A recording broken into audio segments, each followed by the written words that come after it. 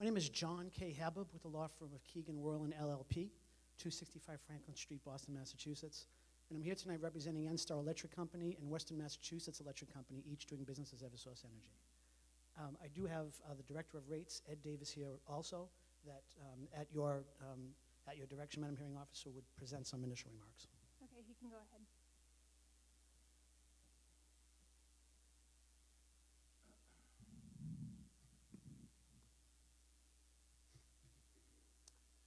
Good evening. My name is Ed Davis, and I'm the Director of Rates for Eversource. Thank you for coming out this evening to participate in this important public process.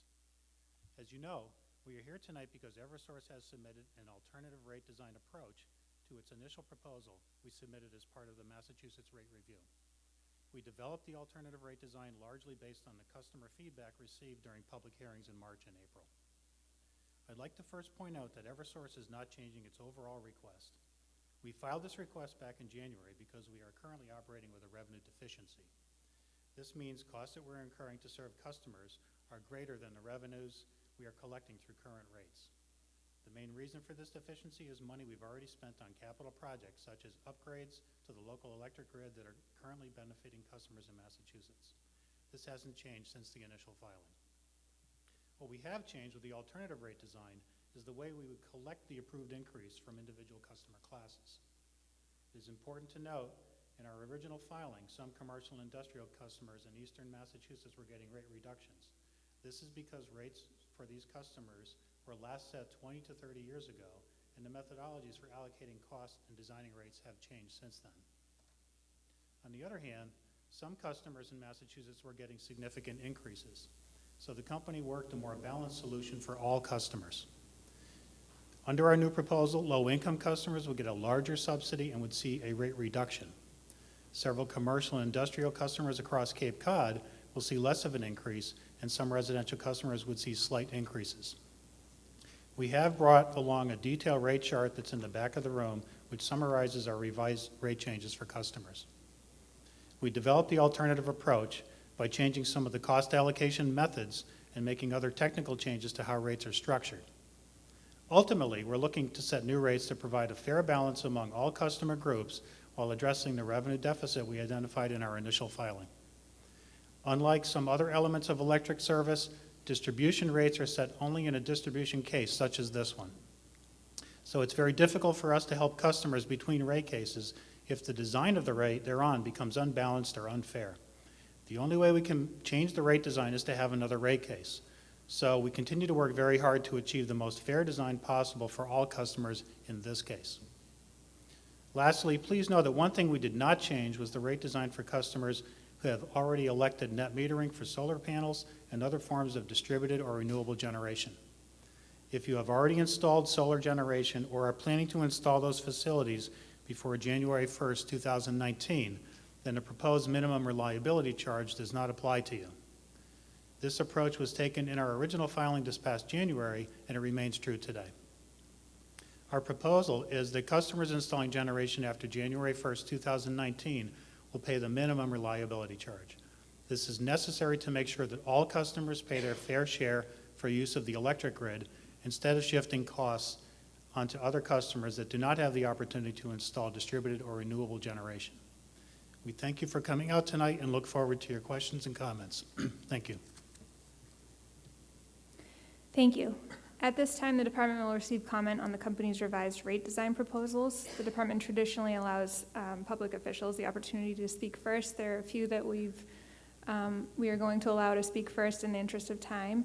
We're going to begin with Senator Sear. Actually, the delegation is going to come up together, and we're going to start with Representative Hunt.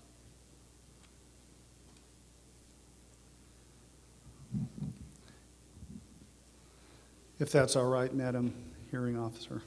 It's okay. Thank you. The Cape delegation has put together a letter that we have submitted, and I have the task of reading this into the record.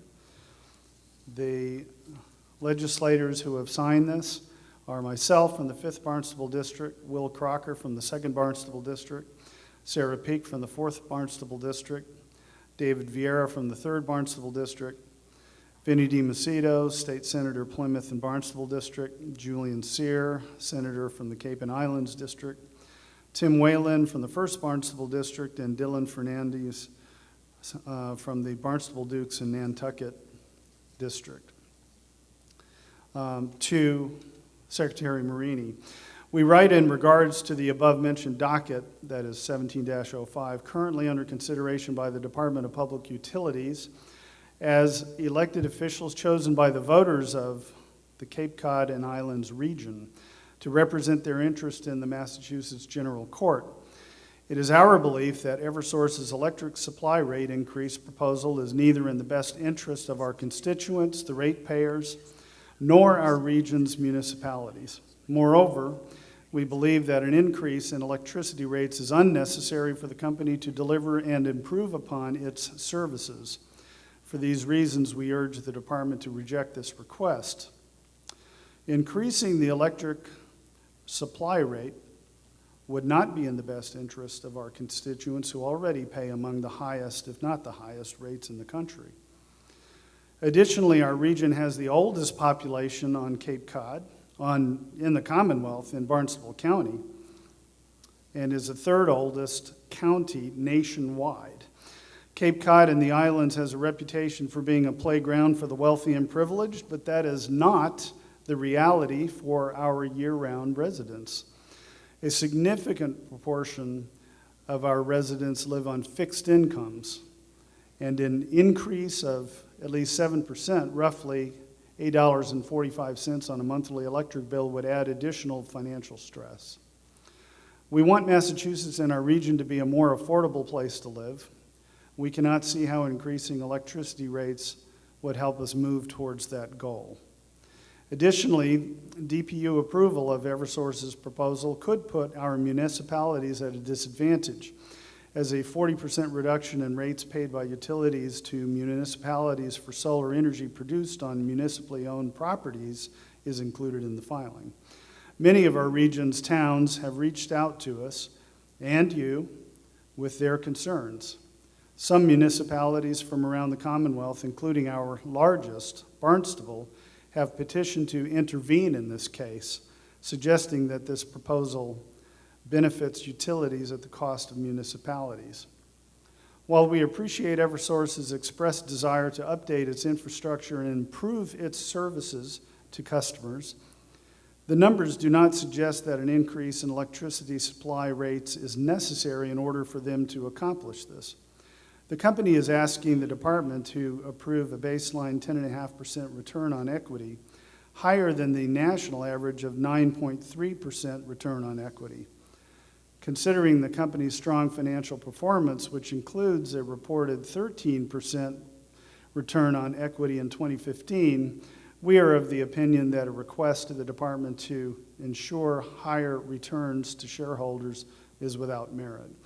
Thank you for your considering of our input in your review of DPU 17-05. And I will allow the senator to. Okay, Julian Sear.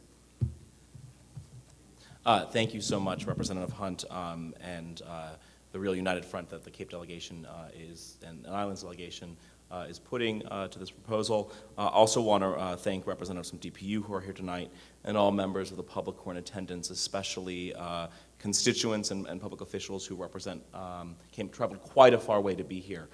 We have islanders from Martha's Vineyard from the town of Tisbury and West Tisbury, as well as folks from Provincetown and Wellfleet. Takes quite a while to get to Barnstable, especially on in a day in August in this region. So I hope that's reflected in our concern and commitment. In addition to the letter from the delegation that we presented tonight, I'd like to make a few additional points. I strongly oppose, this rate increase request from Eversource and ask that DPU reject it. In this latest June 1st filing, Eversource is proposing an additional $17 million per year in additional increases to customers in eastern Massachusetts.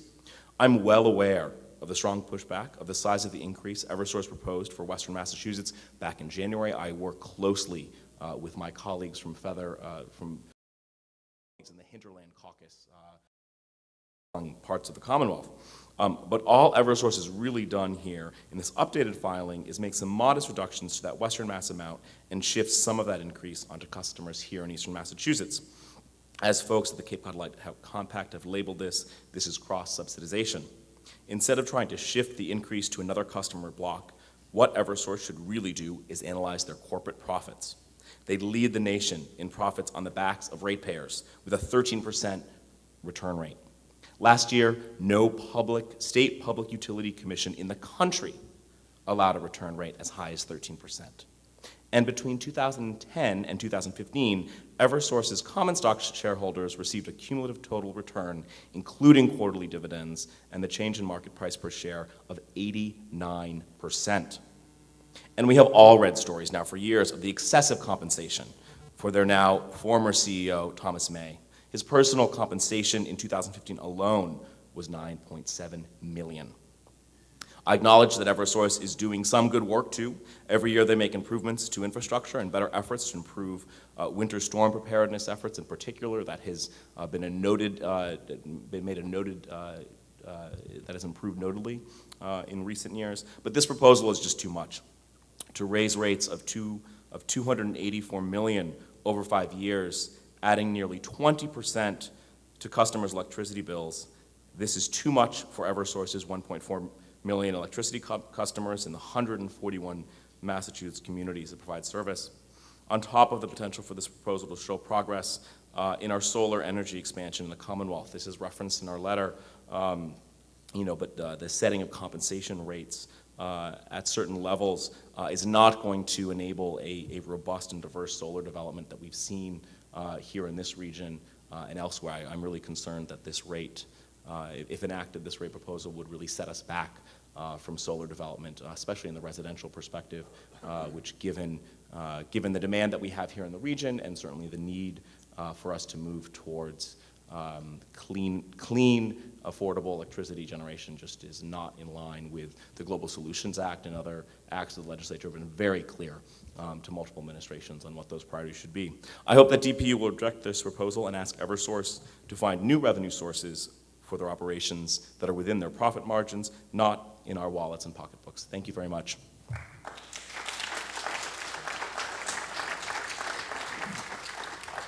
Good evening. My name is Timothy Whalen, State Representative for Barnstable District, and I want to thank you folks from DPU for coming down here to join us and to hear the concerns of not only the legislative delegation, but more importantly, the citizens, the residents that took the time to come down here and have their thoughts heard.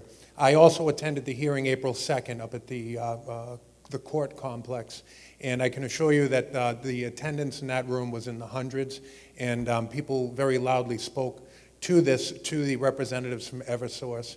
I join with the rest of the delegation in asking that you please turn down this request for these increases. You know, in the legislature, we have tried to exercise as much legislative cooperation with the utilities as is humanly possible to help them achieve their goals and to help them maintain their profitability. Now it's time for Eversource to return on that investment and try and find a way that they can balance their books, but not do it on the backs of the hardworking people of the Commonwealth, and certainly down here on Cape Cod, where, as both Representative Hunt and Senator Sear have mentioned, we are the third most senior county in the nation. All it takes, and all of us here in the legislative delegation have done this. We've gone around and knocked on doors. We've spoken to our constituents. We've listened to them. And a rate increase like this for some folks, this is going to be enough to drive them off of Cape Cod. They're not going to make it. So I'm going to ask you to please consider this, that there's a human element involved here. The folks here will get up, our residents here will get up and they will speak to that as well from their own personal experience. But we're here also to make sure that you're paying attention to that as well in consideration of this. And again, I thank you very much for your time and consideration of this request. And I hope that it is turned down. Thank you.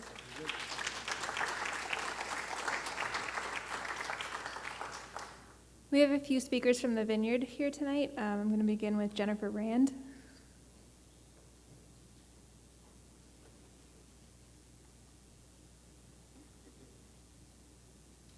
Good evening, and thank you for accommodating us so early. I am here as the town administrator for the town of West Tisbury and speaking on behalf of the Board of Selectmen from the town of West Tisbury. I am also a director on the Cape and Vineyard Electric Cooperative. This is the letter that we intend to submit to Secretary Marini. The West Tisbury Board of Selectmen would like to register their opposition to the request from Eversource as proposed to adjust the distribution rates for G1 customers, which would result in the lowering of the net metering credit value through decreases in per kilowatt hour rates. The town of West Tisbury is a member of the Cape and Vineyard Electric Cooperative and a designated green community through the Mass Green Communities program. Over the years, the town has been proactive in seeking ways to limit its carbon footprint and save taxpayer dollars at the same time. In 2012, the town worked with CVEC to develop a photovoltaic project on the West Tisbury Cap landfill. After hours of research and discussion, followed by the retention of an energy specialist consultant, the town determined that despite fluctuations in market power supply rates, signing a 20-year contract for PV was an appropriate and fiscally responsible way for the town to participate in renewable energy in a way that would show real savings for the taxpayers. The town has built a budget and spending plan projecting ahead based on the value of the net metering credits over the last 3 years. The sudden rate adjustment, as proposed by Eversource, will reduce the town's savings by approximately $20,000 a year. For a town as small as ours, that reduction will have a real impact on future spending on progressive energy projects. For example, utilizing past savings from the earned net metering credits, this year the town was able to lease 3 electric vehicles for use by the town departments.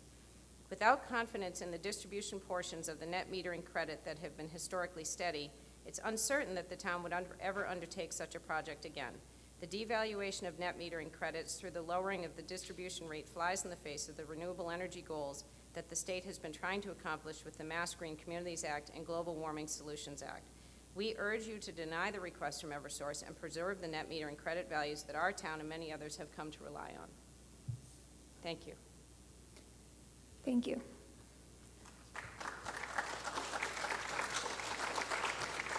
Tristan Israel from Tisbury.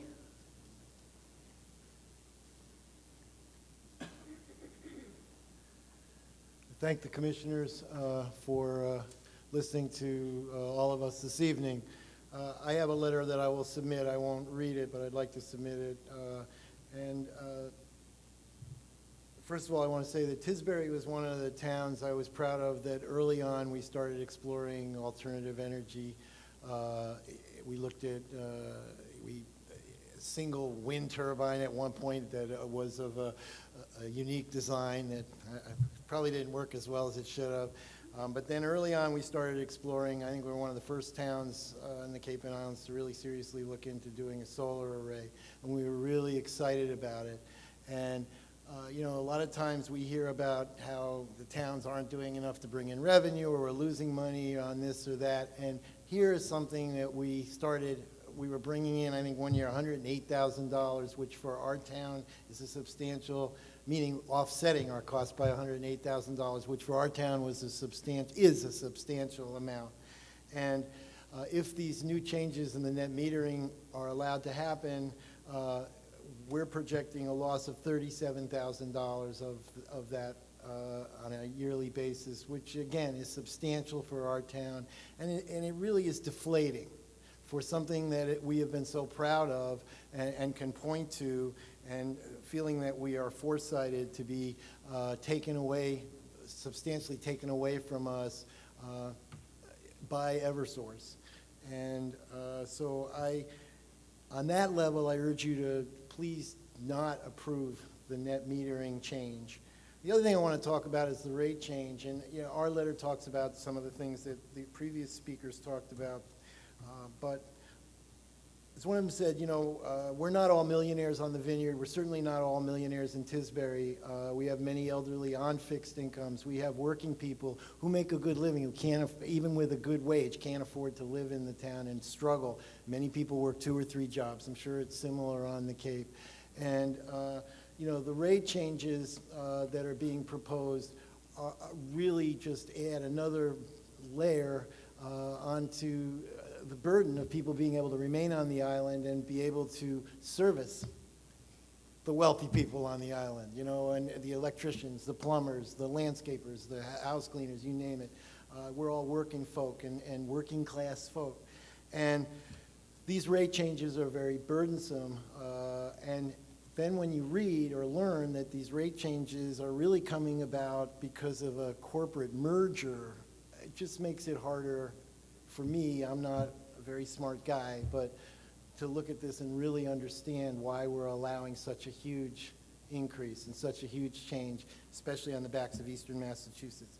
So again, those two things, I urge you to not approve those things. Let Eversource, yeah, they need, I understand they need to conduct a business, but it sounds like they're doing a pretty good job of it, and I don't think that this proposal is justified and certainly doesn't serve the best interests of the people of Tisbury or the people of the Commonwealth.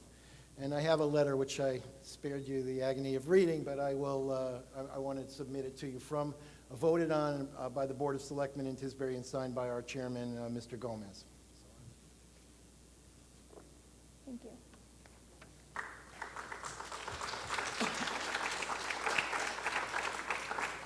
We apologize, we have to leave early because otherwise we're stuck. We don't want to get stuck. Thank you. Are there any other federal or state officials who would like to speak?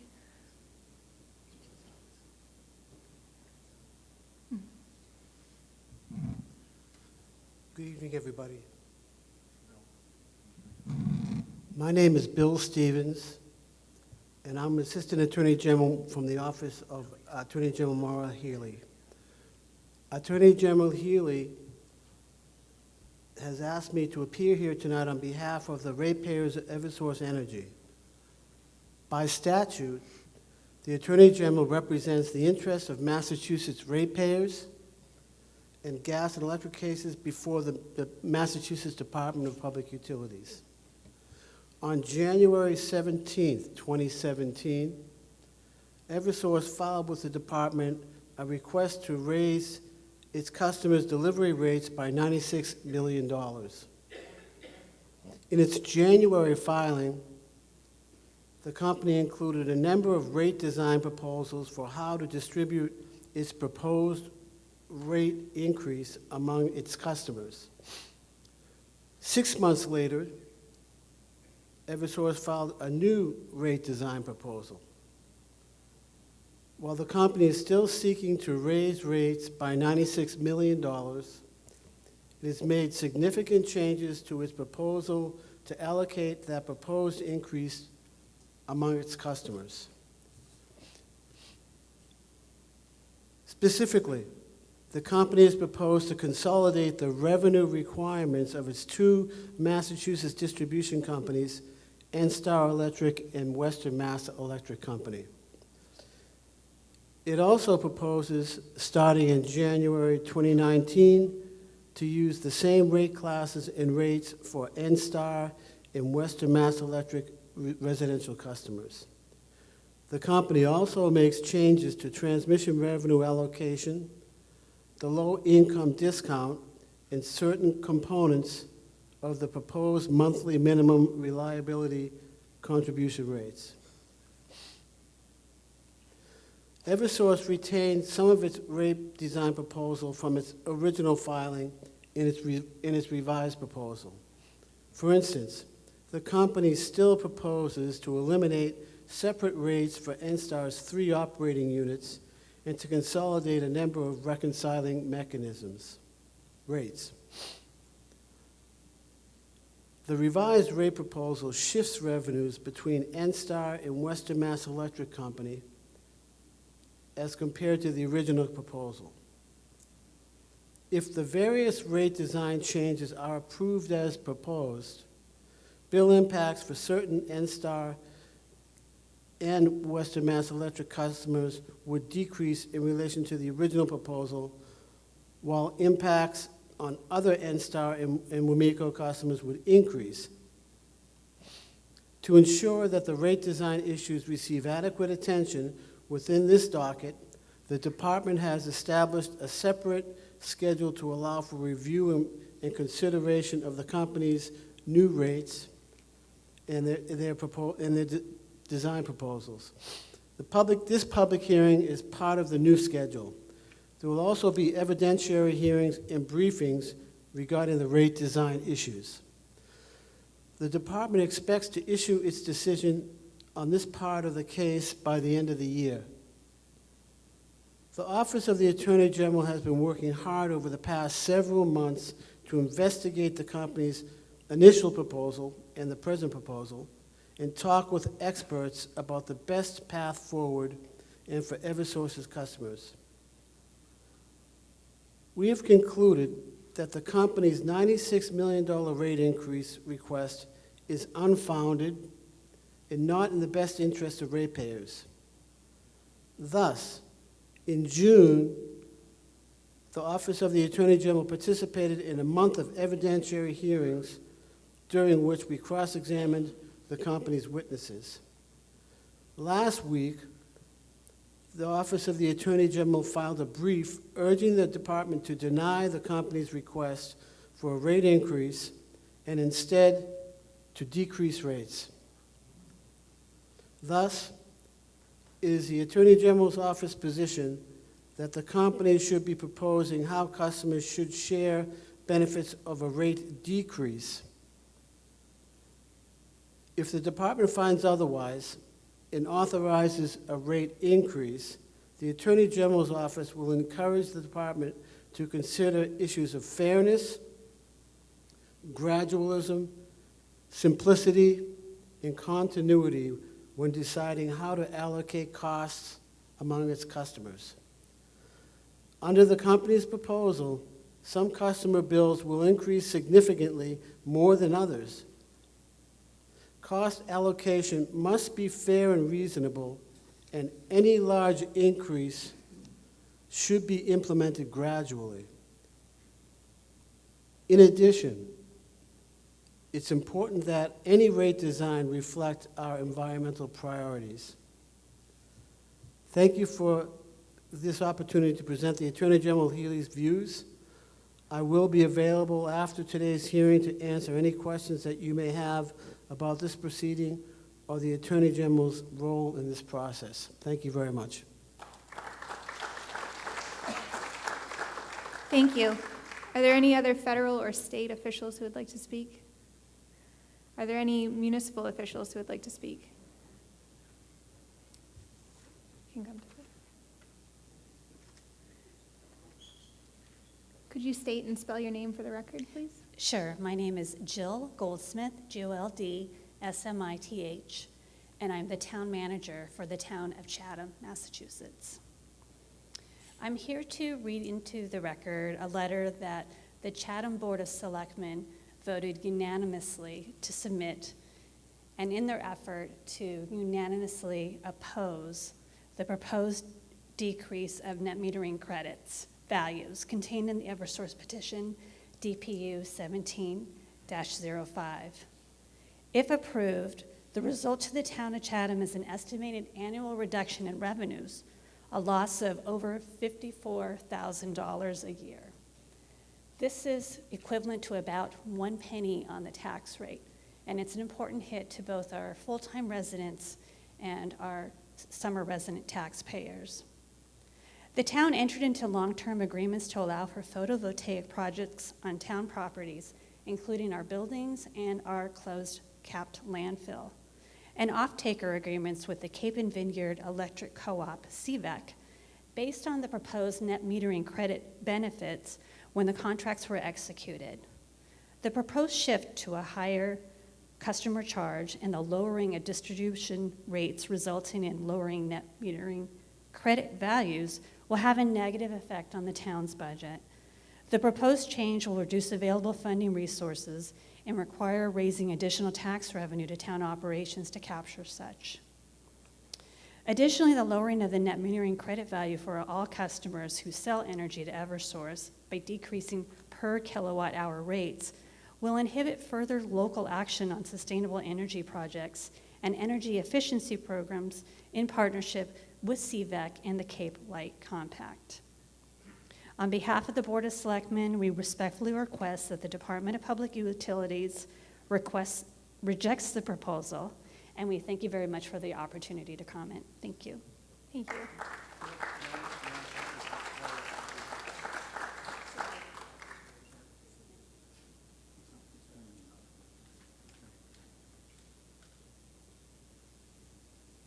Thank you. For the record, my name is Leo Kakounis. That's C-A-K-O-U-N-E-S, for the gentleman taking notes. C-A-K-O-U-N-E-S.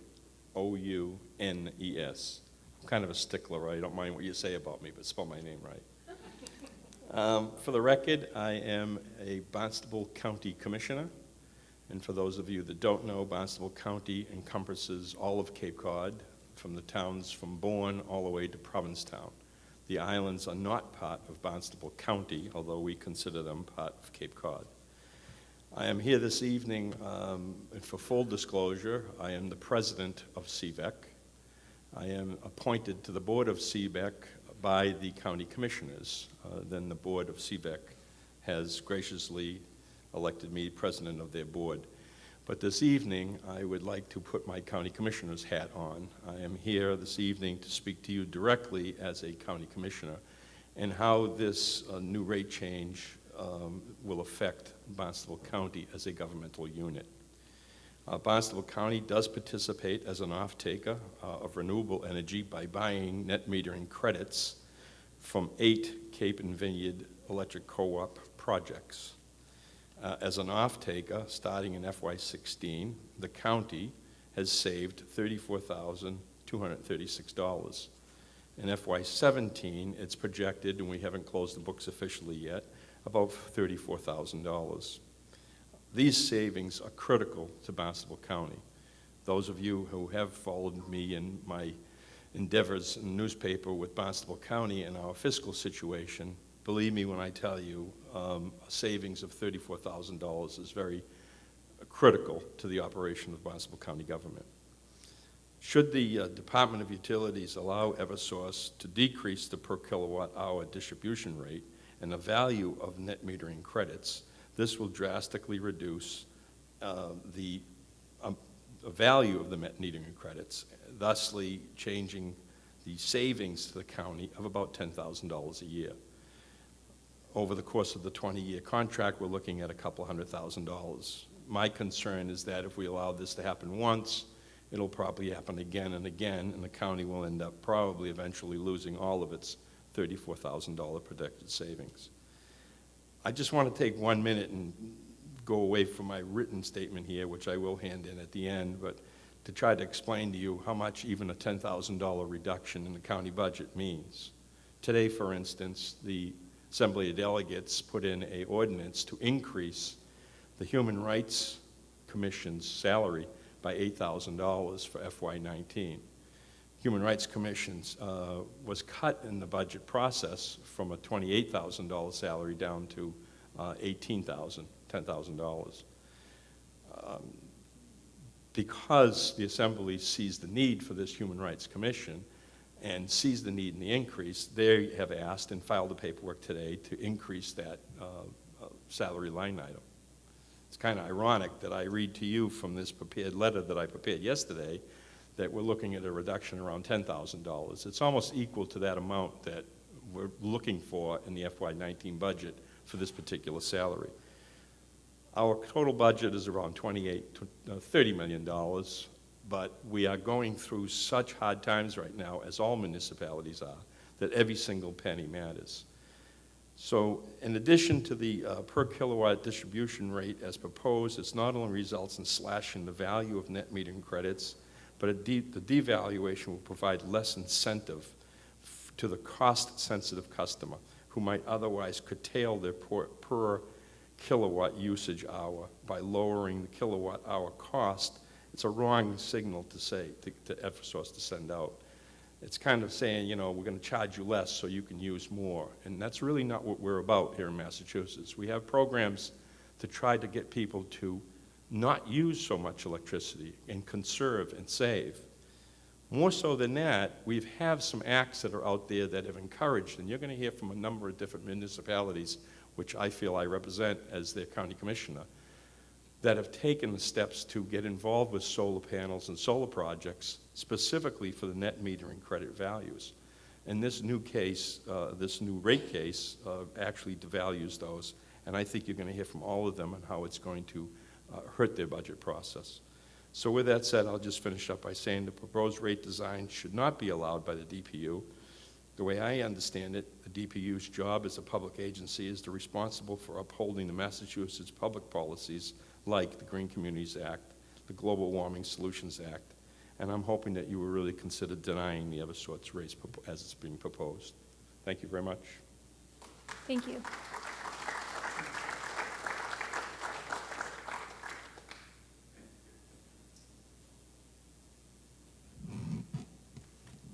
It was set for a short person, so that's helpful.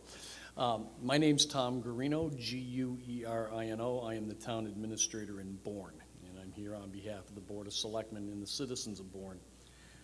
Before I go into my prepared remarks, I do want to state that in a prior life, I worked in the hinterlands that Senator Sear discussed earlier, and I've seen NU, Wamiko closed service centers, so I'm not real sure that the folks that live in northern Franklin County would be so inclined to say that their service level is better with the acquisitions that have taken place over the last several years. That's ancillary to my comments tonight, but I have relatives out there and I know how they feel.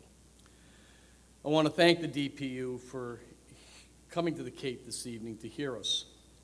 Many times we on the Cape have to travel over hill and dale to make these types of hearings, and it is appreciated that you have the willingness to come down here tonight.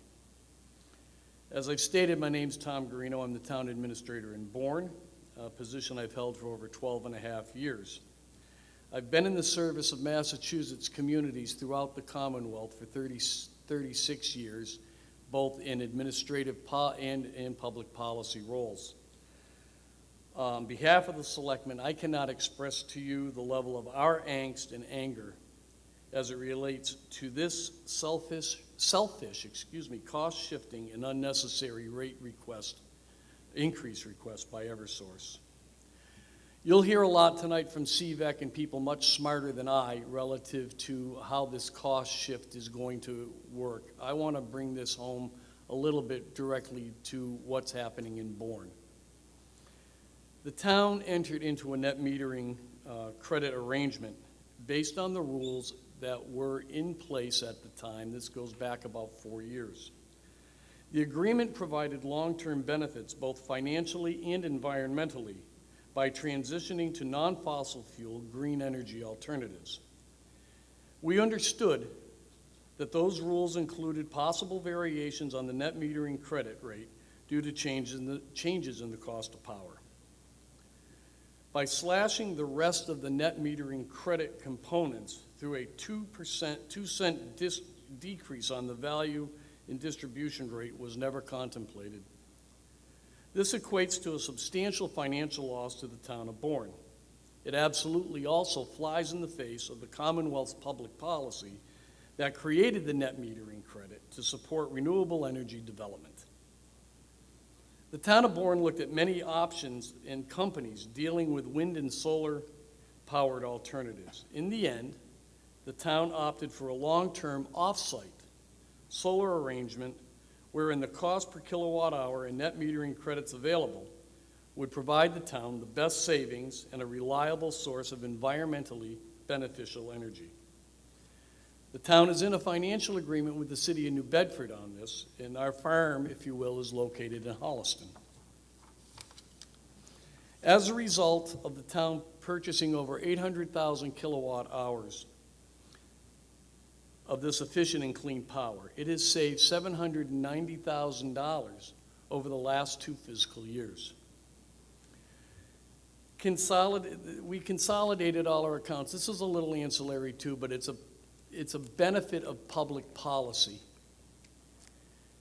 We took all of our electric accounts and we put them into one. So we took them out of the school department and we put them into one. But this caused us to have to sit down with our school department on how this was going to work. Now, this may not have any effect on the rate increase or so forth, but it has had an effect on how the town does business intra and interdepartmentally, and it's been to the positive. These types of public policies that are set up by the Commonwealth help localities do their jobs better.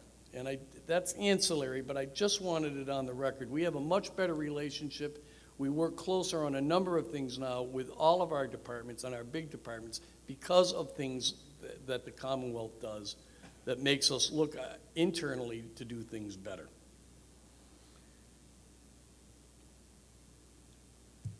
This $790,000 helps us to do, in savings, helps us to do some things.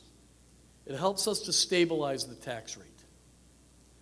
It helps to underwrite and or undertake capital projects that we wouldn't be able to do by freeing up money either from cash or from the ability to bond. It allows us to plan for future infrastructure projects. It helps the town with its other mandates like OPEB. So there's a lot of things that happen when you create public policy and allow the towns to save money by being efficient and looking at different alternatives to do things. And it staves off layoffs that have plagued the town of Bourne over the last several years. I think this is the first year in 6 or 7 where we've actually put some staff back on and not laid people off. Should the Commonwealth grant Eversource's greedy request, the state will just be shifting where citizens' money is spent. Eversource states that we'll have to raise prices. If this is allowed, cities and towns will be forced to cut plan services, facility maintenance, or raise taxes. And I think folks at the DPU who live in cities and towns will understand that overrides are really hard to come by. Of course, the Department of Public Utilities knows that this request is coming forward by the utility due to the company's loss with the former Wamiko issues. Please don't transfer the problems of Eversource past Northeast Utilities issues to us. I have enumerated other concerns in more detail on separate sheets that I will be submitting this evening. This is a bad request. Eversource should not be asking for this and shifting the cost burden off to the eastern part of the state from issues and problems it's had with its prior companies in the West. And for that, I thank you for listening to me this evening, and I will submit this for the record. It has also been emailed to the appropriate spots.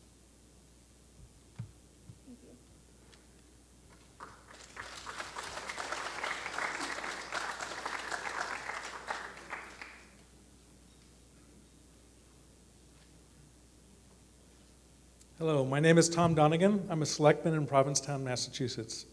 My name is spelled Donegan. I want to thank you for taking time to come to the Cape today, and I invite you to come to Provincetown as well. It's an hour and something up the road, and we should give you a warm welcome. We appreciate the opportunity to testify tonight. We have submitted by vote of the Board of Selectmen by 5-0 written comments that reflect much of what you've heard tonight. I wanted to take a minute of your time and talk a little bit about what it means to the people in Provincetown, the rate case that's before you. The economic impact is significant. The median household income in Provincetown is about $44,000. The difference between the first rate filing and the second rate filing each represents significant money to households operating at this level. When it comes to Cape Cod, all that glitters is not gold. We have serious economic troubles here, and families struggle to survive and maintain housing and jobs here on the Cape. Even what would appear to be a small increase is significant in the daily budget of a Cape family. And I urge you to be mindful and skeptical of any increase. When I talk to citizens in the Facebook chatter about this rate case, one of the things that people don't understand is why are they raising our rates to lower somebody else's? It just doesn't feel right to the average person, to the average Provincetown voter. We hope you'll take a skeptical eye to that and develop a fair policy that produces rates that reflect costs and treats all regions of Massachusetts appropriately. Solar power is important. We, at our last annual town meeting, changed our historic district rules to encourage more solar installations. Anything that the DPU does that would limit solar is, in fact, we think, dangerous to the economy and to the climate of Massachusetts. And we would urge you to do nothing that would make solar less advantageous to either a municipality or a property owner to install. It is important to us as a value, and it's important to our climate in the future. Finally, it's a little hard to believe that we're being asked to take a rate increase to put herbicides on trees to poison our aquifer. To say the least, that's not palatable.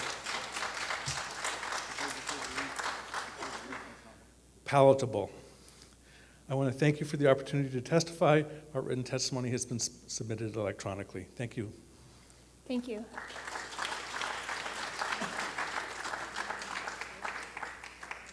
Good evening.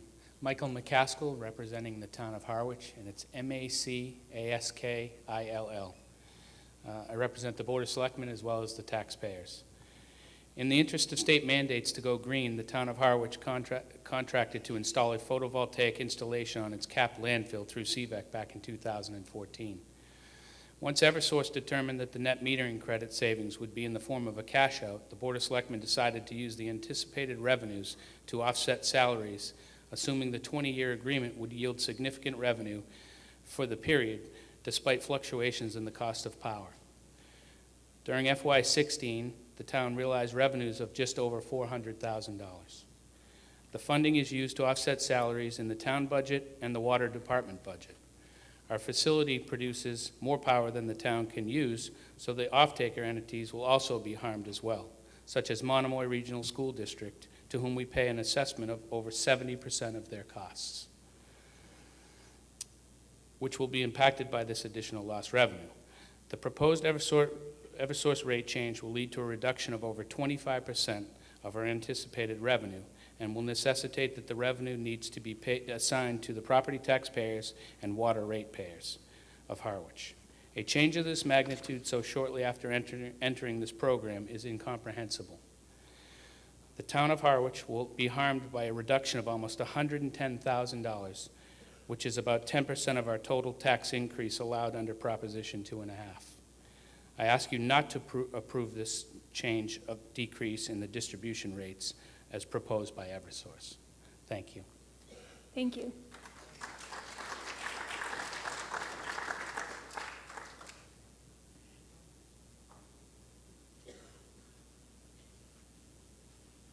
Hi, I'm Roger Cabral. I'm a member of the Board of Selectmen in the town of Acushnet. I want to start by acknowledging three truths. Number one, Eversource is in business to make as much money as they possibly can. Number two, Eversource's customers generally don't have another option for buying electricity. It's not like buying a gas grill where you can shop at 12 stores and get the best price. The electricity comes from Eversource, and there aren't any options for most people.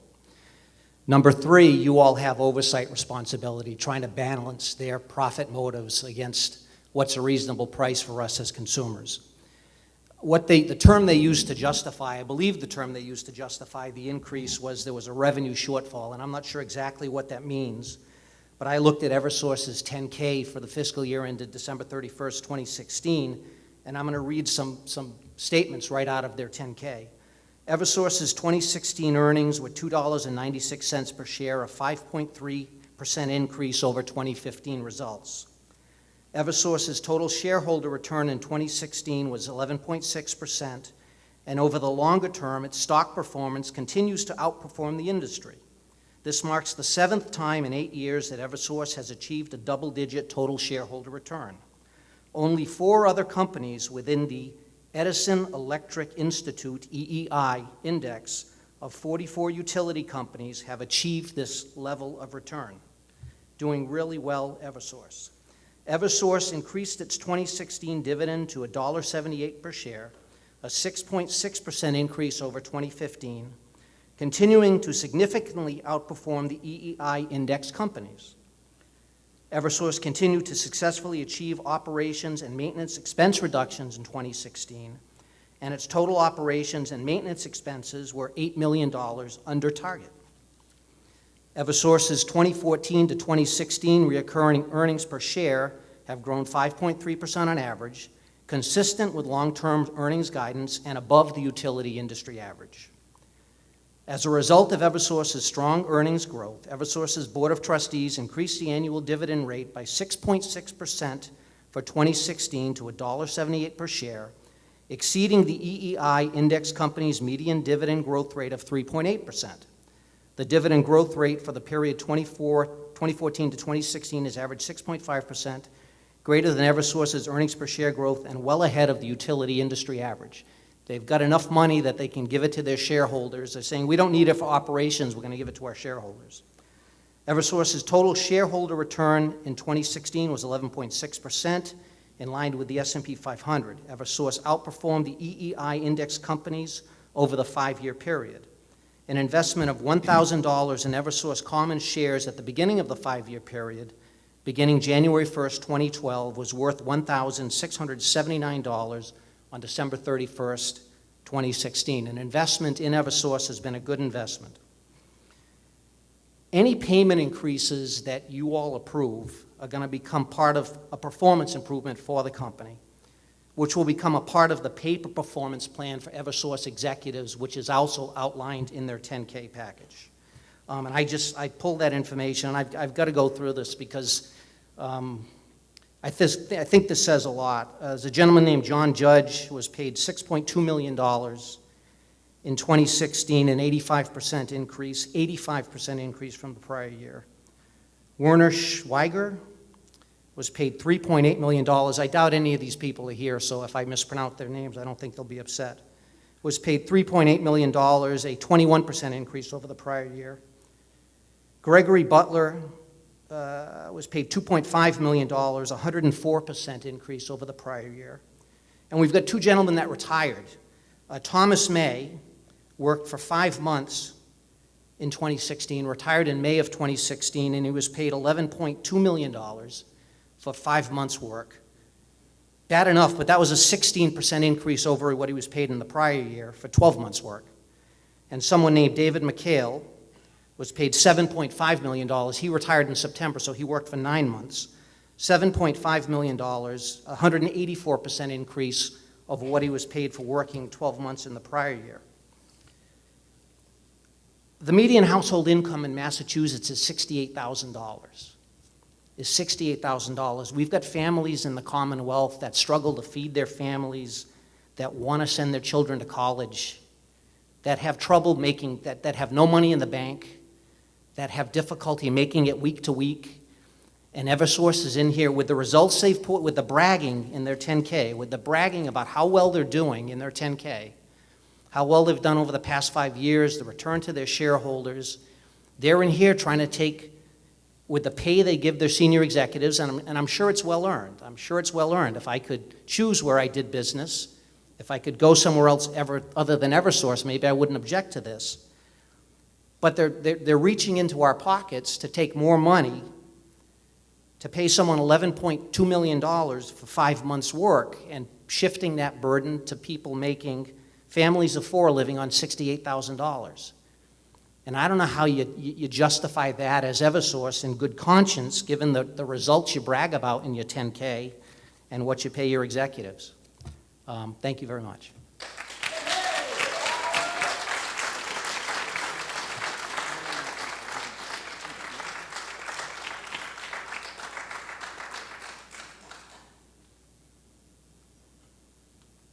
Good evening. Thank you for being here.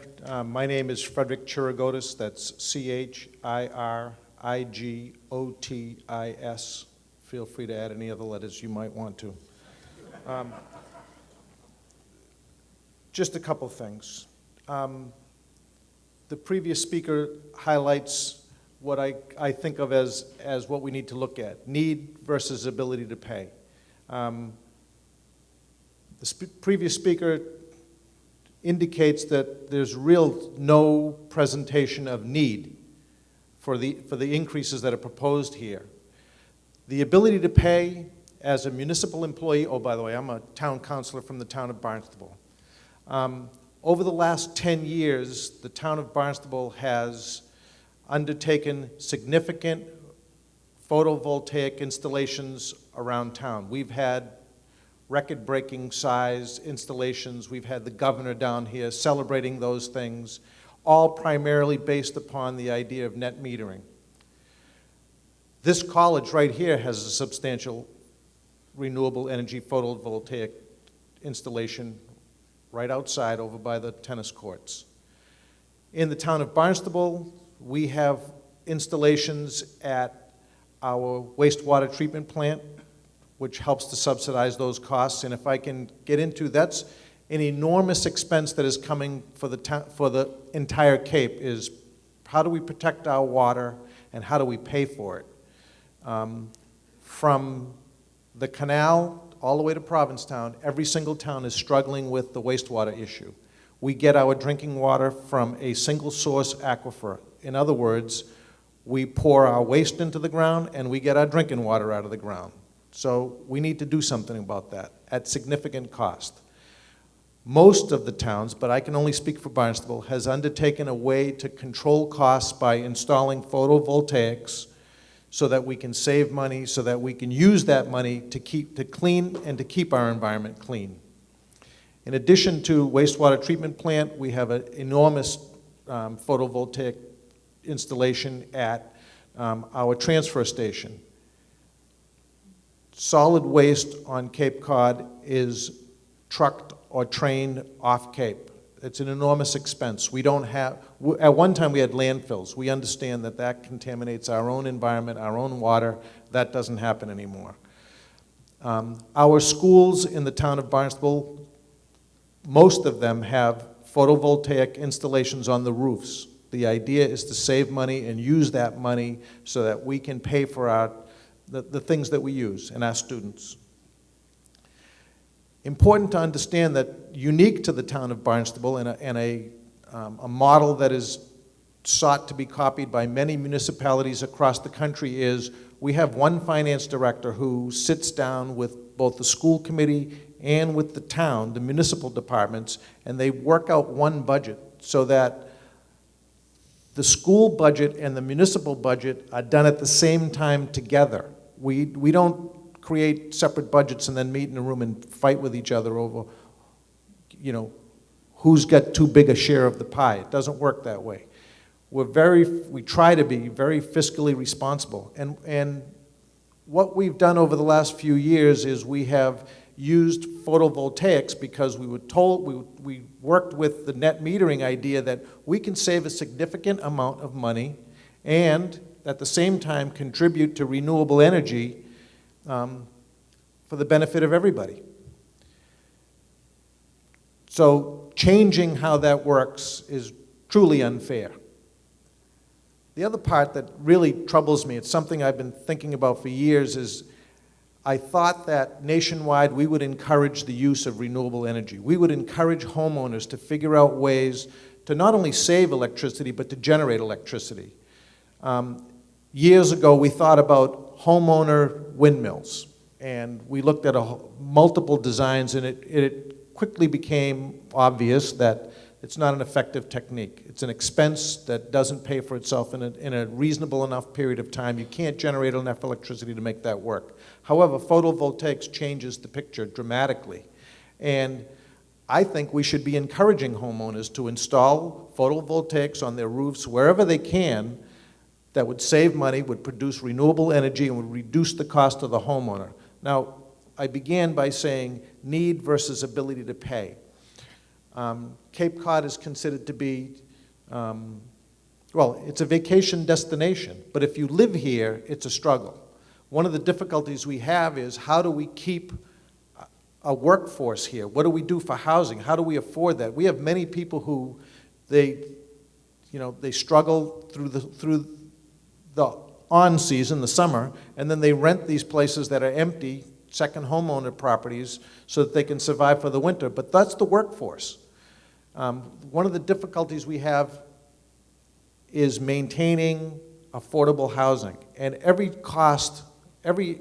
increase in cost for the individual makes it that much more difficult. I'm really troubled by the idea that we would discourage the residential electric consumer from using whatever resources available to help them reduce the cost, produce clean, renewable energy for everyone's benefit.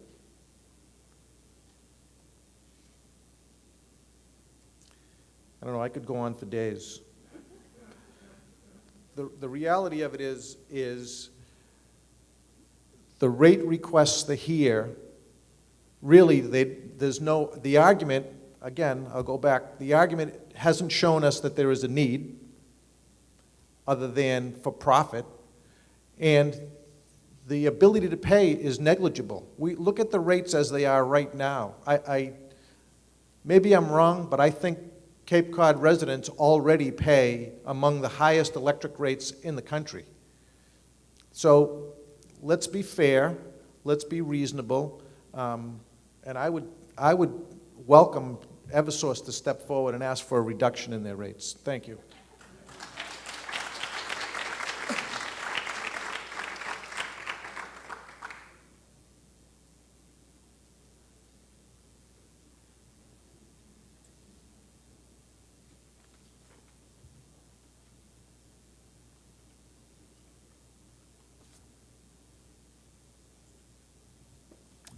So my name is Bob Armstrong, and I'm from the town of Conway. And I never expected to be here today and have anyone here know where Franklin County was. I'm shocked. I do have a house here in Falmouth. So I'm a selectman from Conway, and ooh, my glasses will help. Out in western Massachusetts. So you probably don't know where Conway is, or most of you, but if you think where Massachusetts, Vermont, and New Hampshire all touch each other, that's Conway. We're right there in Franklin County. And a couple things energy related that we have in Conway. We are right in the shadow of Vermont Yankee nuclear power plant and Yankee Row nuclear power plant. And we have a lot of hydroelectric dams in Conway. And right nearby in Northfield, we have New England's largest battery, which is usually called the Northfield Mountain Pump Storage Facility. So people in Franklin County think about energy a lot. We put up a lot of solar. Energy is very important to us. One more thing about Conway. You may have read about Conway recently, and maybe this will flash back here. Last February in Conway, we had a tornado that touched down in our town, took out the electricity of almost every home in town, devastated our town center.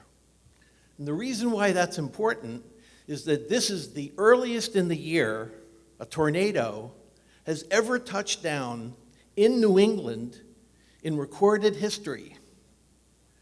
So the big deal for Conway, especially for the select board, was the number of people from the National Weather Service that tried to get us to say, we think this is due to climate change. Hey, you can make that decision yourself. What I wanted to say, one thing I wanted to say was that Eversource did a tremendous job of rebuilding the electricity in our town. And when it was all over, Eversource came to us and asked us for a letter of appreciation for the job they did rebuilding the grid in our town. And our board was glad to give it to them. And I think they deserved it. But what I wanted to make clear to the DPU is that I suspect Eversource has included our letter in all of their filings that they've given to the DPU. I suspect many of the select boards who are here tonight were asked to provide letters of appreciation for the work Eversource has done. But what our board did not do was we did not support, and we do not support, the rate request. The letter of appreciation for what Eversource did had nothing to do with the rate request, and we actually opposed the rate request.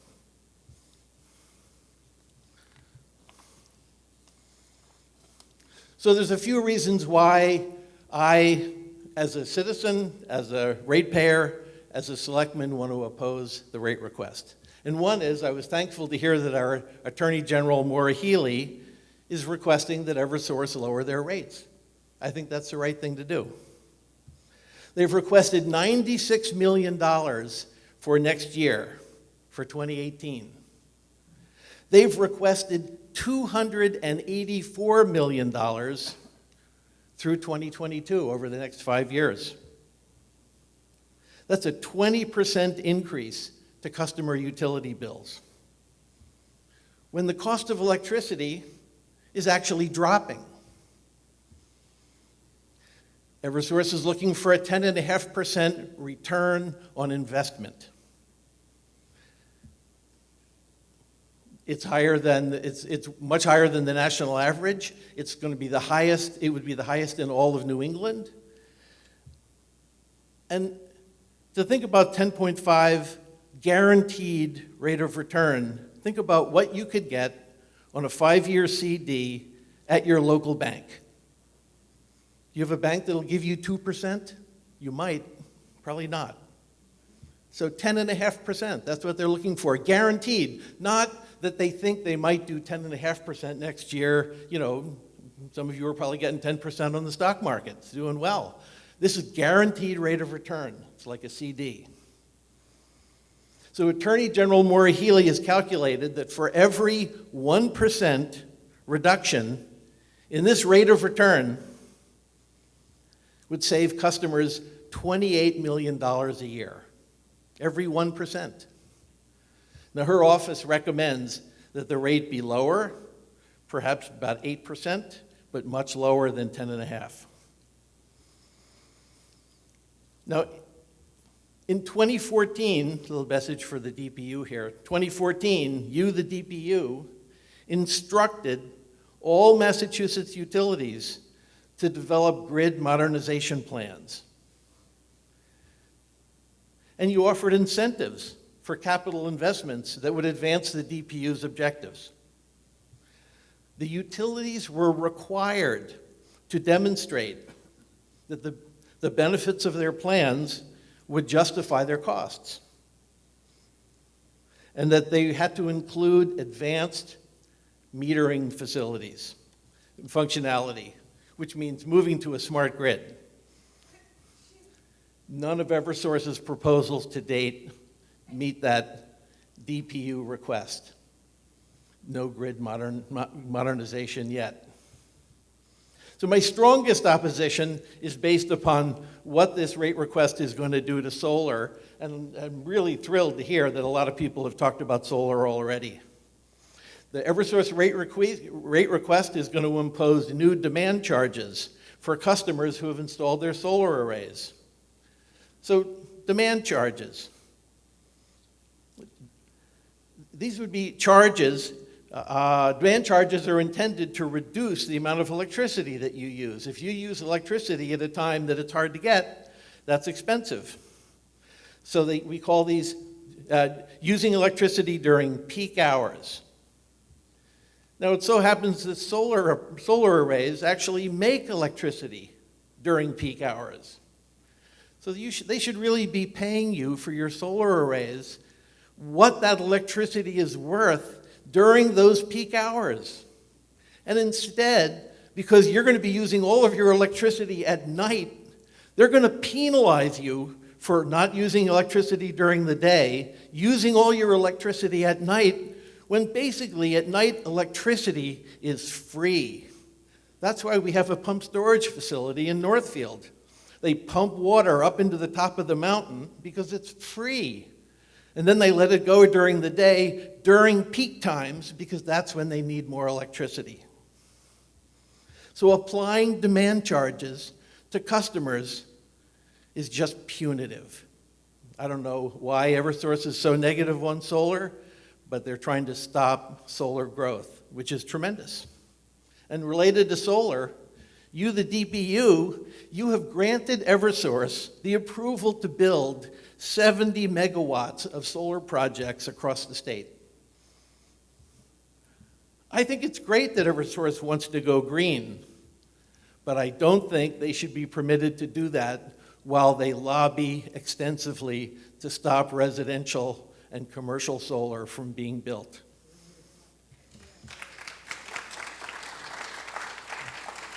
So, I have one more show and tell. talking about whether or not Eversource desperately needs money in order to keep operating. Here's a graph of Eversource's stock price over about the last 30 years. Does this region here, about the last 7 years, look like a company that's desperately in need of $100 million to barely keep going for next year? I don't think so. Thank you.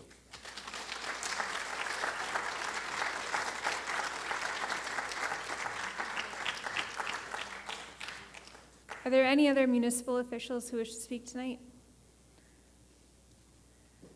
Okay, before we hear from members of the public, let me just address a few issues.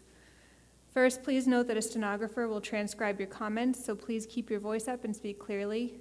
Also, tonight's hearing is a very important source of information for the department. Therefore, we want to be sure as many people as possible can speak.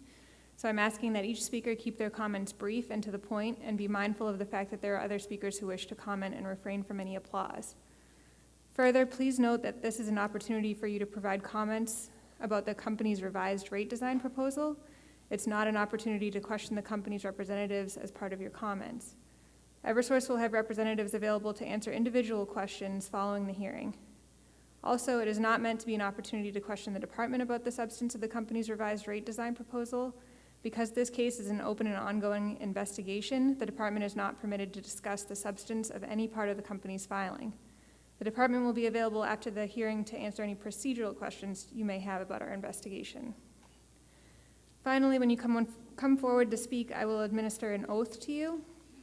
The department's decisions are based on evidence, which, when it comes in the form of testimony, must be under oath. So only comments given under oath become part of the record in this proceeding. If you choose to comment without taking an oath, the department cannot consider your comments in reaching its decision.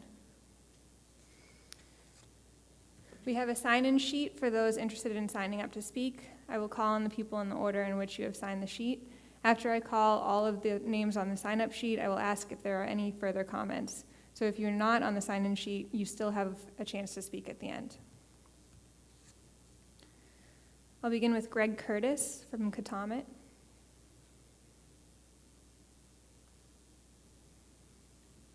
Thank you for the opportunity to make these comments. Could you please state and spell your name for the record? My name is Thomas Gray Curtis Jr. Curtis is C-U-R-T-I-S. And could you raise your right hand? Do you swear or affirm that the testimony you're about to give is the truth?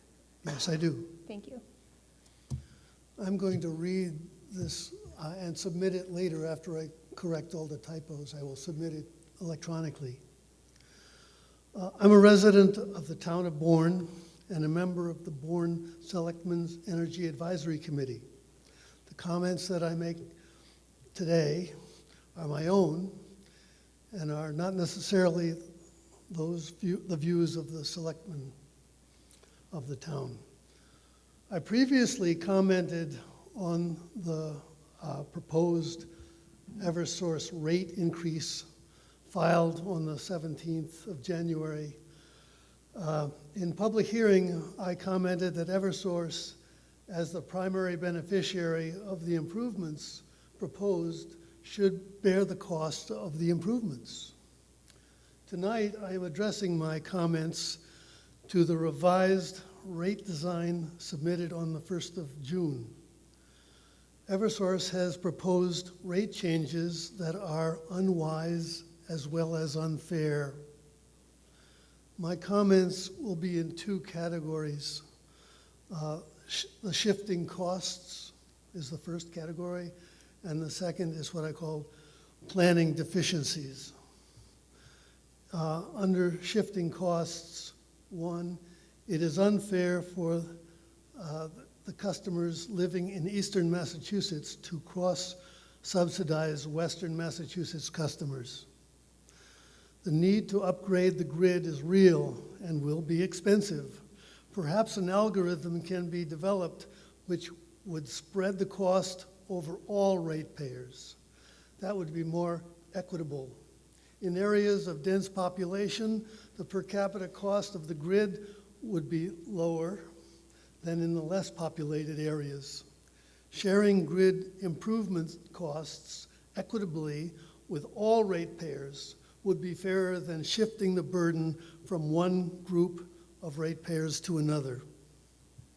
2, reducing the cost borne by commercial customers in eastern Massachusetts to residential customers there is totally inappropriate and unfair. Planning deficiencies.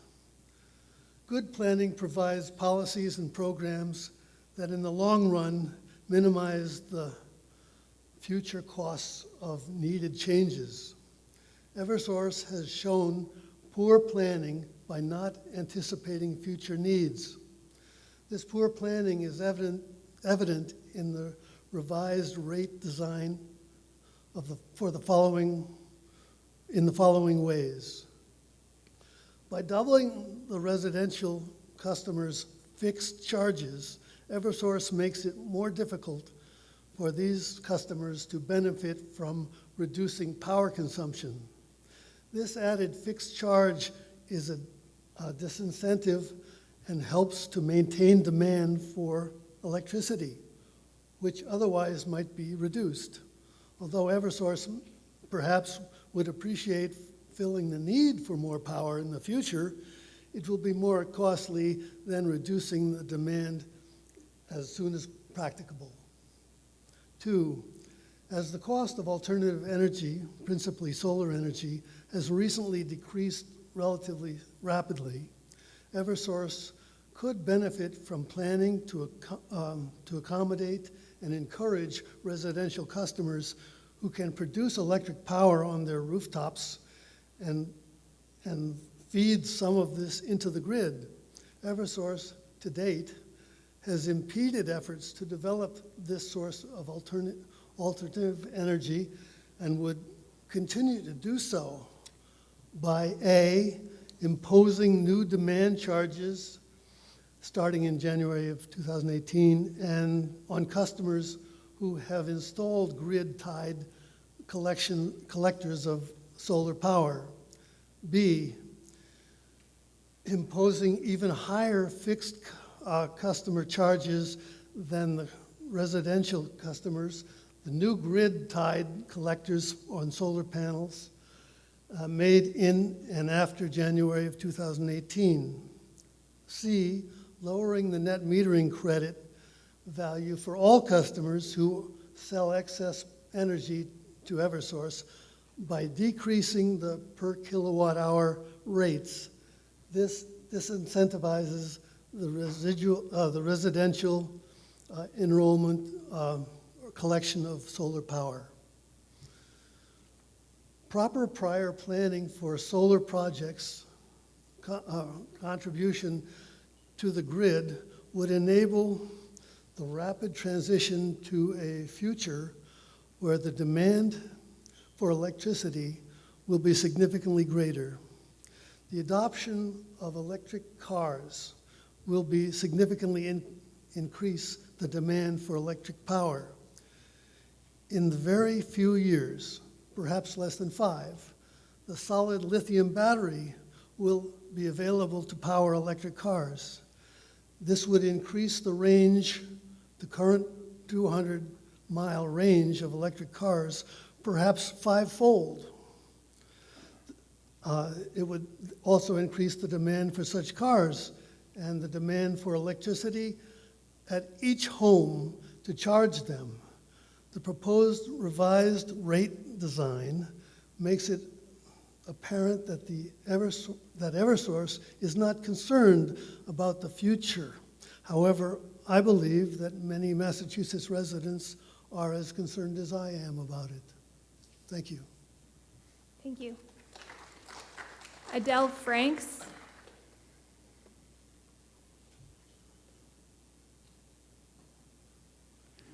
Could you state and spell your name for the record? My name is Adele Franks, Franks. And could you raise your right hand? Do you swear or affirm that the testimony you are about to give is the truth? Yes, I do. Thank you. I object to many aspects of the Eversource rate case proposal, but tonight I would like to speak to only 2 of my objections. First, I do not support Eversource's proposal to more than double the fixed customer charge for residential ratepayers. The higher fixed customer charge devalues energy efficiency because it decreases a customer's ability to lower their electric bills by using less electricity. This increased customer charge means that people will pay an additional $50 a year in fixed charges, even if they reduce their electricity use.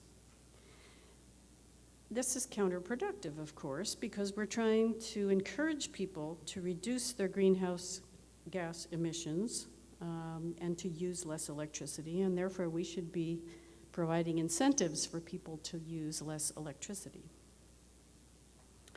Secondly, I oppose adding fees on solar energy and reducing compensation for solar projects by changing the rate class. We need more new solar energy installations in Massachusetts, not less. Yet the Eversource proposal would discourage people and companies from installing new solar arrays. Specifically, I do not support the 4 proposed rate design elements that would inhibit customers from reducing their greenhouse gas emissions to address climate change. Number 1, it would penalize customers who install solar PV or other renewables by imposing new demand charges. And number 2, charging those customers for the newly required demand meters. This is a double whammy, and completely unjustified. Number 3, requiring customers with new solar PV to pay even higher fixed customer charges than other residential customers is a real punch in the gut to those customers who want to reduce their carbon footprint for the public good. Number 4, lowering the solar net metering credit value for customers who sell their excess energy to Eversource by decreasing their kilowatt hour rates is wrong, it's harmful, and it's without basis. So as I see it, this is a quadruple assault on distributed energy generation, and that we so badly need to increase and encourage, not discourage. These proposed measures should not be allowed, as they are not in the best interest of Massachusetts or the planet. And I urge the DPU to turn down these aspects of the proposed rate case request. Thank you. Thank you. Steve Jones.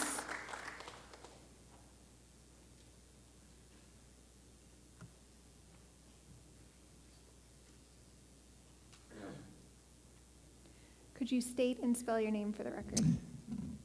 My full name is T. Stephen, S-T-E-P-H-E-N. Jones, I think, is pretty straightforward. Could you, thank you.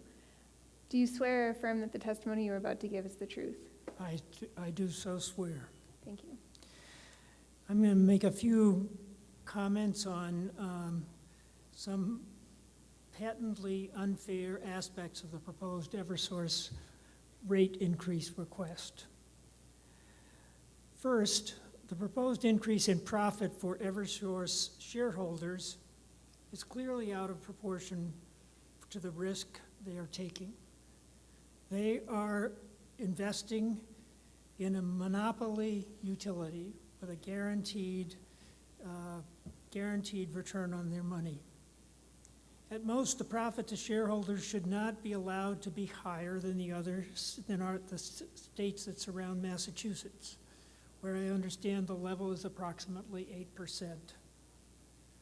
More sensible would be a decrease in profit to shareholders if the company is, as it asserts, losing money, and the executives should probably receive less compensation if the company is doing badly.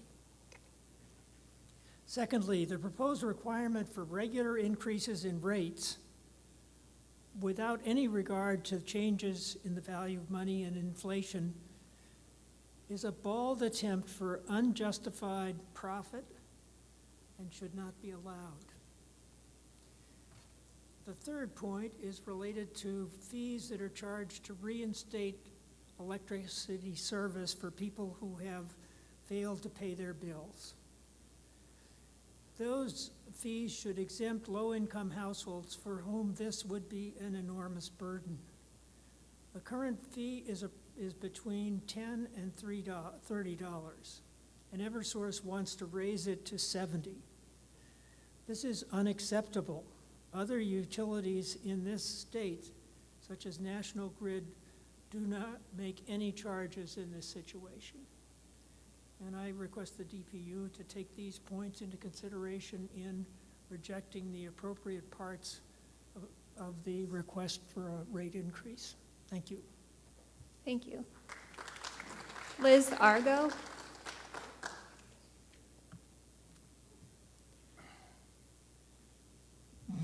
Good evening. Liz, A-R-G-O. Do you swear or affirm that the testimony you're about to give is the truth? I do. Thank you. I'd like to move this along. I know we're getting a little redundant. You're hearing a lot of the same things. I represent the Cape and Vineyard Electric Cooperative. We're a nonprofit electric cooperative representing 20 municipalities and 6 governmental entities on the Cape and Martha's Vineyard. We spoke at the DPU hearing on April 3rd, and I voiced our concerns over the disrupting of the state-mandated public policy by decreasing the distribution rates, which will thereby decrease the net metering credit values. And I listened carefully to Ed Davis's from Eversource comments, and he mentioned that there would be no change to net metering credits. According to an Eversource response, which is to a New England Clean Energy Center IR, NECEC-8-002, it was stated in our territory, our South G1 rate class, the G1 installations over 1 megawatt would suffer a drop from 15 cents to 13 cents per kilowatt hour. So I'm confused by the statement from Eversource that current existing photovoltaic and wind projects will not take a hit. The net metering credit value, according to Eversource's information response, will go down. And this is what all of these towns and schools and governmental entities are talking about. That amounts to over $1 million a year for the organizations, the entities that CVEC represents. That's a small portion. There's another IR response that illustrates how many of these G1 standalone projects there are, and we are a small portion. So for some reason, the others aren't paying attention, but I hope they wake up and realize that they're going to see at least a 30% or more devaluation of their net metering credits going forward if these rates with the change in distribution is approved. So that's the basis of our concern, and we understand that when we went into these 20-year contracts, that there would be variations in the cost of power. It was an assessed risk. We had a study done, and we understood that that would go up and down, and it has. It's gone up to 19 cents, it's gone down to 10 cents, but we never considered that the state would allow this slashing of the net metering credit value through such a utility game changer as new proposed rate changes.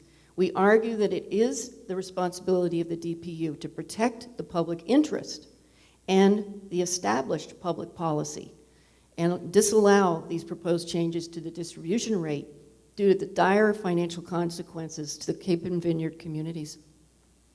We have collected a folder of letters. We are now a limited intervener in the case, and we will be using this testimony as in our case. I also am not even referring to any of the future issues, like the minimum monthly recovery charge and the changes in the value of net metering credits going forward. This is supposed to be a robust market that's being created in Massachusetts for renewable energy, but that is not the signal that we're getting, and it goes against the public policies. I think when I spoke in April at the April 3rd meeting, I asked the question, is this even legal? And I would ask it again. Thank you. Thank you. We're going to take one more person, then take a quick break after that. Ed Ransom.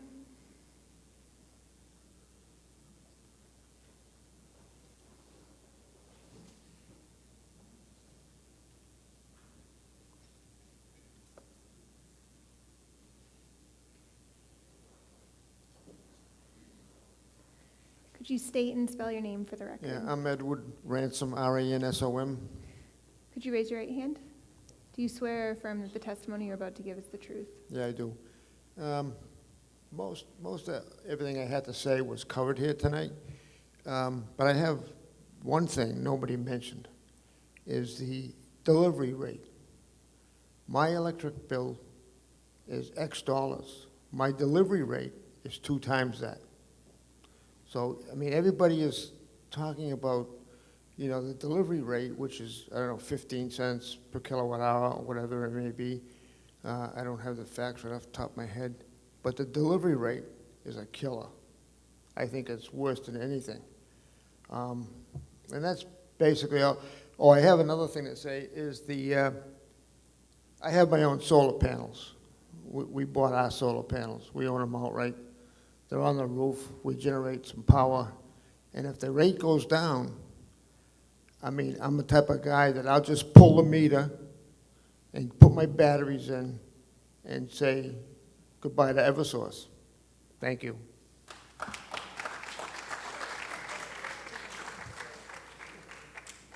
Okay, we're going to take a 5-minute break. It's 8:42.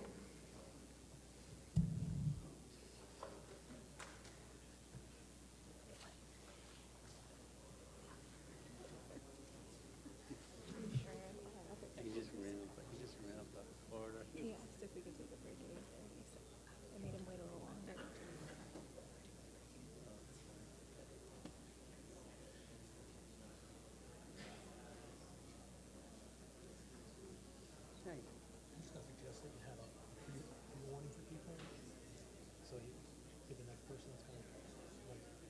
Oh, okay, okay, I see what you're saying. Okay, I'll suggest it when she comes back, thank you.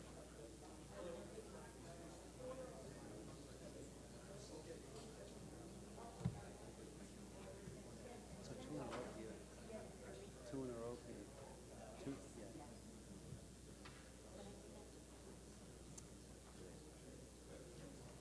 Oh, good, good. Who did you drive with? Okay.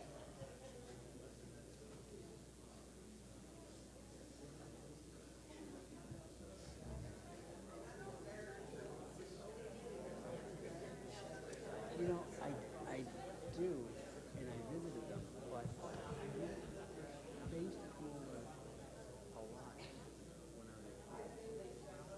My grandma passed away, they lived here, and then but I have a friend in Ireland who... Could you state and spell your name for the record, please? Yes, my name is Joyce Flynn. This is Cindy Cashin. That's Roby Whitehouse. That's Steve Gavin, and that's Bob Palmieri. We're here representing the members of the Yarmouth Energy Committee to speak on this. But since our comments would overlap, we figured you might like to have us as a cluster delivering one remark so that you could get home early. Sorry, could you state everyone's name just one more time? Okay. Joyce Flynn, Sandra Cashin, Roby Whitehouse. Steve Gavin, G-A-V-I-N. and Bob Palmieri. Okay, thank you. Thank you. Sorry, could you raise your right hand? Yes, Do you swear or affirm that the testimony you're about to give is the truth? we do. Thank you. We have a number of areas of concern, but we'd like to concentrate on 2 short areas, short-term and long-term. We are, in fact, speaking against the Eversource proposal in 1705, and we're grateful for the opportunity to do that. In the short term, the proposed cost shifting onto residential customers of this region from commercial customers in eastern Massachusetts and from both residential and commercial customers in the other end of the state, western Mass, or as I have come to think of it, the inland and elevated half of the state, concern us greatly in terms of equity. In the long term, the absence of an effective grid modernization strategy concerns us. The Eversource proposal includes neither advanced meter functionality nor a cost-benefit analysis. This proposal does not reward customer behavior to reduce energy consumption and to carve out smaller carbon footprints. Surely this omission is incompatible with the Commonwealth's global warming solutions goals, which are shared by responsible citizens. National Grid's plan, grid modernization plan, does provide incentives for customers. Eversource's plan, even the alternative plan now filed as of last Wednesday, does not. Here on the Cape, issues of climate change and sea level rise are immediate and non-theoretical. We're losing square footage daily from our peninsula, and we ask the Department of Public Utilities to help us in focusing utility policies and rates on the climate emergency that we and our Commonwealth have pledged to mitigate. Thank you.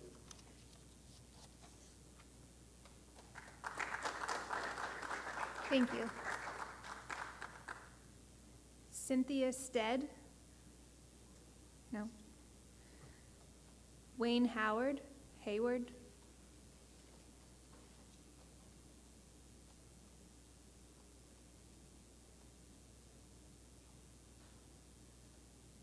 And he'll be followed by Rachel Mulroy.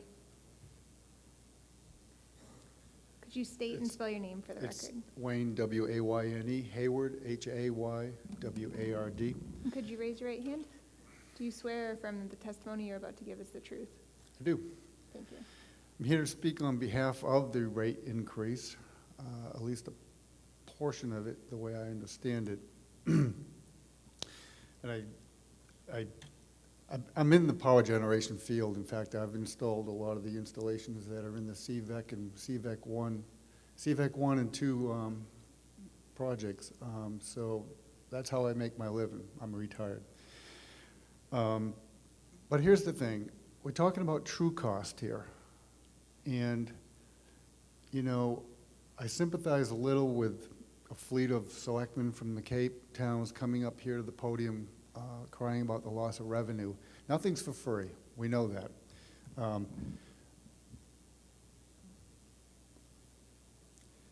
The CVEC, I mean, even the DPU filings, the first year CVEC filed, I believe the rate, the customers on Cape Cod would have been $1 million richer if they just stayed with Eversource's default program.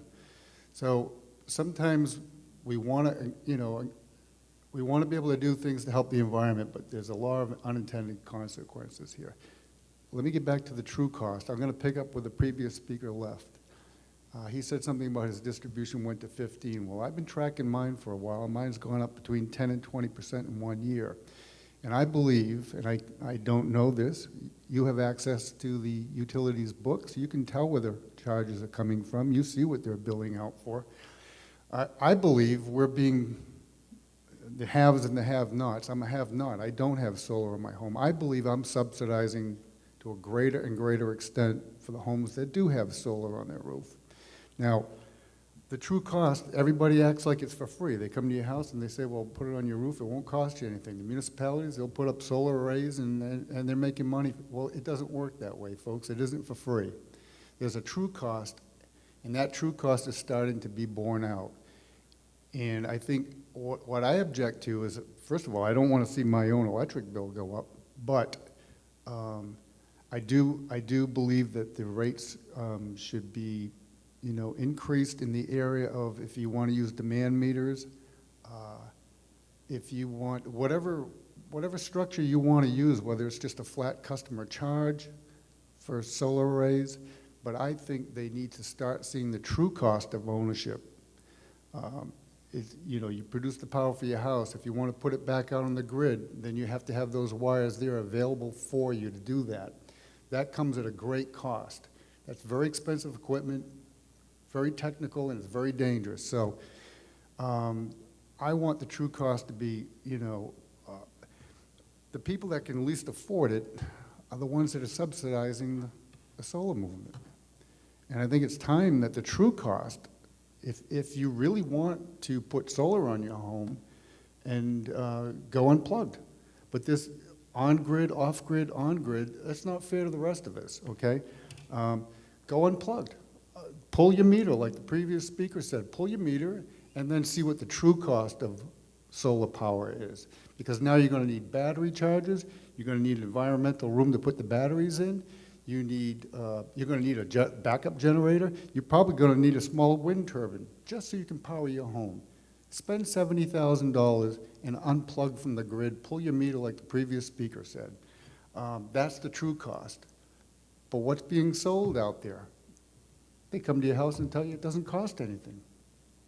I mean, that's not reality, folks. So I think parts of that and I don't understand a lot of it. I haven't seen a lot of it. But if they're talking demand meters, if they're talking about shifting some of the transmission and distribution cost to the people that are taking advantage of solar, I think that's the right direction for the rest of us. And you may hear a lot of voices here today say they're against raising the rates, but you're going to hear a lot more of us in the future if we have to subsidize, and we're going to be a shrinking class, I suppose. It's going to be a rush to the end. Everybody's going to try to put solar on their house to the end because we're going to less and less people paying for the transmission. So that's my concern there, that you fairly distribute the true cost, however you choose to do it, customer charge, demand meters, but I don't want to get stuck paying for everybody else's solar in the end. Thank you. Thank you. Rachel Mulroy, followed by Annabelle Santiago.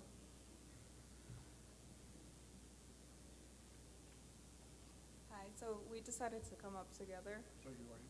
My name is Annabelle Santiago, Anabel, Santiago. And I'm Rachel Mulroy, RachelMulroy.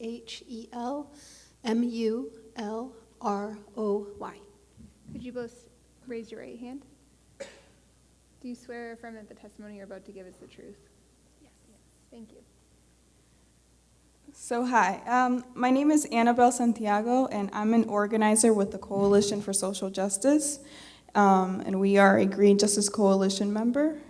I am from Marion, and I stand with ratepayers all across Massachusetts to oppose Eversource's rate design proposal in both its original and revised request. The rate increase will inhibit the good work we are all doing to increase participation in energy efficiency programs, because ratepayers will see this increase as utility undoing the efforts ratepayers are making to reduce their bills. If rates are going up and net metering credit value is going down anyway, why bother? There are people who struggle to pay their utilities who do not meet the low income standard, and a rate increase would unnecessarily burden people living paycheck to paycheck for the sake of a greedy utility company. It is also absurd to impose minimum monthly bills on ratepayers who produce solar energy, which is fed into the grid. It will constrain people from being able to take local action against climate change, which is extremely important. So please reject this proposal. Good evening. Thank you so much for coming down to Cape Cod and for taking all the time necessary to hear from everyone tonight. And thank you for suspending the rate increase until you've had an opportunity to hear from everybody across the Eversource district and how it's going to impact us. So thank you. I am also a member of the Coalition for Social Justice. I am the Environmental Justice Coordinator. We are primarily a socioeconomic organization, nonprofit, but we see the intrinsic link between economics and environment, and we felt it necessary to place me in this role. However, here I'm speaking as a ratepayer of New Bedford, and I am also a single parent. I'm testifying on my own behalf, and I oppose the rate design proposal in both its original and revised form. I'm one of the people that Annabelle talked about who live paycheck to paycheck. I support myself. I needed to make my utility bill lower to be able to continue to do that. I've never defaulted on a loan, and I always pay my bills on time. I do whatever necessary to make sure that that happens while I care for my 2 daughters.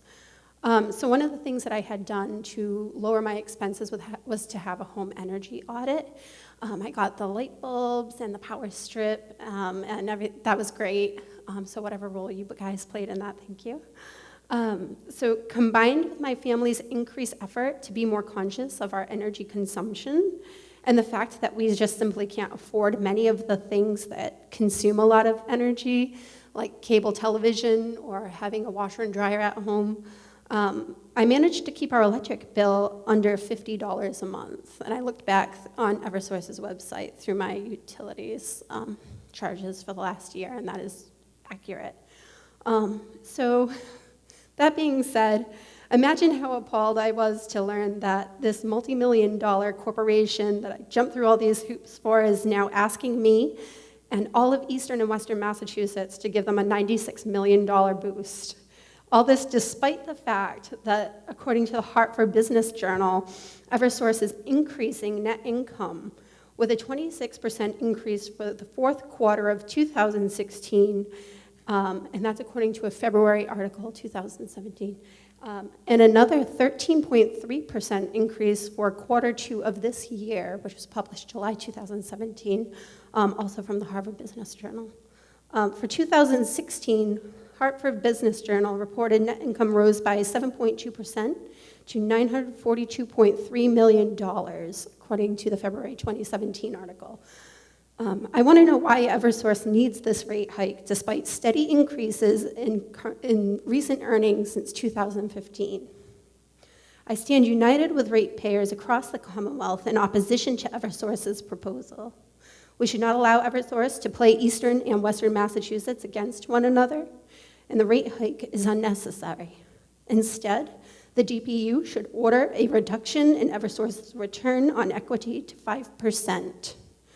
Thank you very much for your time this evening. Thank you. Luke Hinkle, followed by David Darling.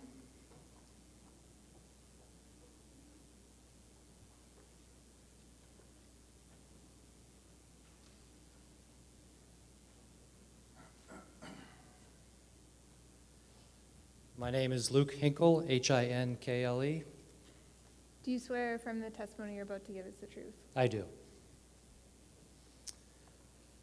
Thank you for hearing me. I am here to represent the Brewster Community Solar Garden, LLC. I have several hats. That's the one that I'm wearing tonight. To provide context, this comment addresses existing net metering credit facilities, which would not be subject to this proposal's monthly minimum reliability contribution. I leave that matter and many other important issues to other commenters. I'd like to address a very specific but fundamental aspect of the existing proposed rate structure, and that is how changing the, quote, net metering credit differential, unquote, affects existing net metering facilities and those that they serve.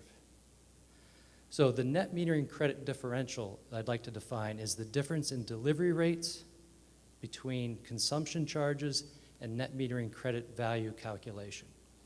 It is measured as cents per kilowatt hour. For example, if a solar facility receives a delivery credit at 7 cents per kilowatt hour and the consumer pays 8 cents per kilowatt hour, that differential is 1 cent. With the Green Communities Act of 2008, the Commonwealth's legislative bodies directed the regulatory agencies to administer a concept, the credit for distributed generation energy interconnected under the net metering regulations shall be effectively equivalent to the value of the consumed energy. Historically, the major delivery charges have been distribution, transmission, and transition, all measured in kilowatt hours, with the exception of an aspect of distribution for G1. The legislators specifically identified these categories as contributing to net metering credit value. However, other categories, generally not energy related, were not considered as part of that calculation. That omission was justified on the grounds that utilities were required to carry out these programs, such as energy efficiency, independently from the delivery of energy. So at a very high level,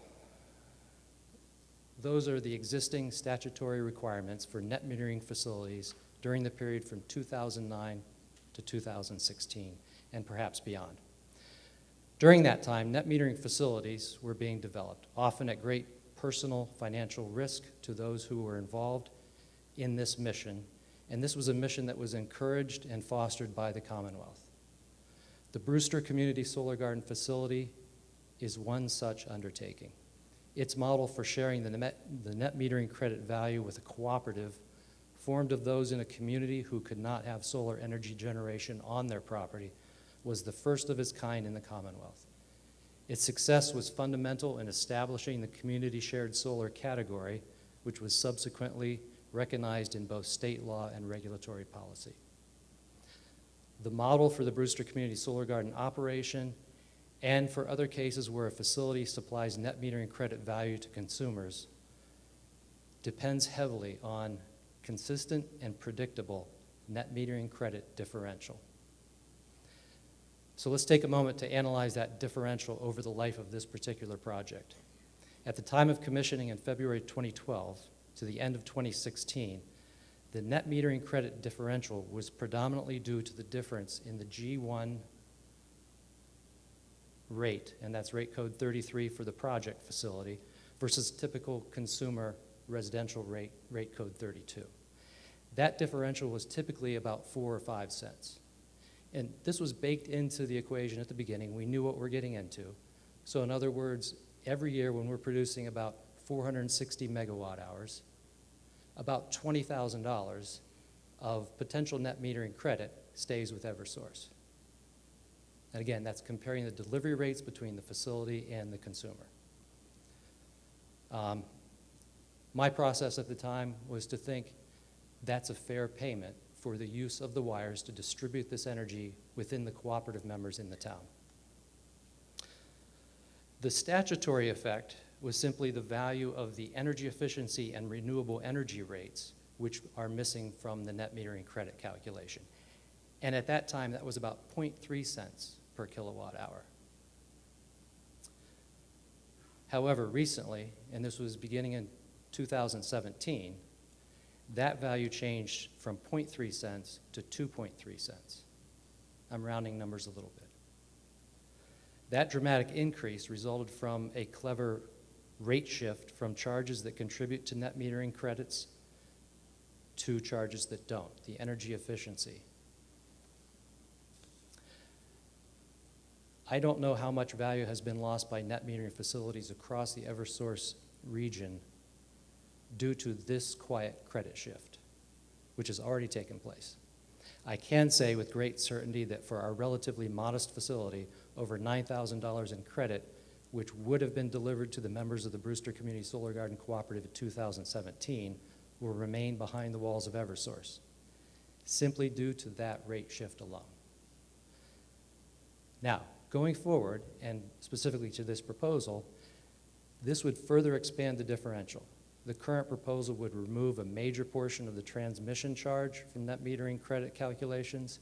And again, transmission charges in their entirety were intended by the legislation to be included in the calculation of net metering credits. Recasting the transmission rate structure, for example, as from entirely kilowatt hours to partially kilowatt hours and partially kilowatt demand violates the spirit and intent of that law. Now, I can't speak to the motivation of Eversource. I can't speak to why they're making these changes, which increase the net metering credit differential. But in an article quoting Eversource spokesman Michael Duran, he said, quote, "The goal of the change in rates is not to reduce the renewable energy credits," unquote. However, if I were to say to a team of Eversource regulatory experts, how can we reduce the net metering credit value and increase the differential? I think they would come up with two methods. One is to shift the rate charges to exempt categories like energy efficiency, and number two, redefine other categories to emphasize non-kilowatt hour charges. In other words, exactly what has been done and will be proposed to be done by this proposal. For those reasons, I request that you reject at least those components of this Eversource rate proposal. Thank you. Thank you. David Darling, followed by Rob Luxon. Could you state and spell your name for the record, please? David Darling, D-A-V-I-D, D-A-R-L-I-N-G, from Sandwich. Could you raise your right hand? Do you swear or affirm that the testimony you're about to give is the truth? I do. Thank you. I am a customer of Eversource, living in Sandwich, and I buy electricity that is delivered by Eversource. And I can think of 3 ways to grow income that the company can use besides raising my rate. The first obvious one is to increase the number of customers. The second obvious one is to encourage economic development in their area. The third one, which is actually happening, is to encourage a switch or substitute of one type of energy for another, for example, in transportation. By raising rates, these techniques all may be undermined. So my question, which I understand may not be answered right away, is what amount of effort and money is being spent by Eversource to utilize these, particularly the first 2 strategies? Eversource is in an industry we economists call a declining cost business. And as an economic development specialist, I can tell you, by spreading costs over more users, their costs will be lower per unit. Thank you. Thank you. Rob Luxon? Wilson. Oh, sorry. Could you state and spell your name for the record? Bad handwriting, thank you. Rob Wilson, W-I-L-S-O-N. Thank you all for coming. Sorry, could you raise your right hand? Oh, yeah. Yes, I affirm that I'm telling the truth. All right. I've been here before. Thank you all for coming to the Cape, and you all are overdressed.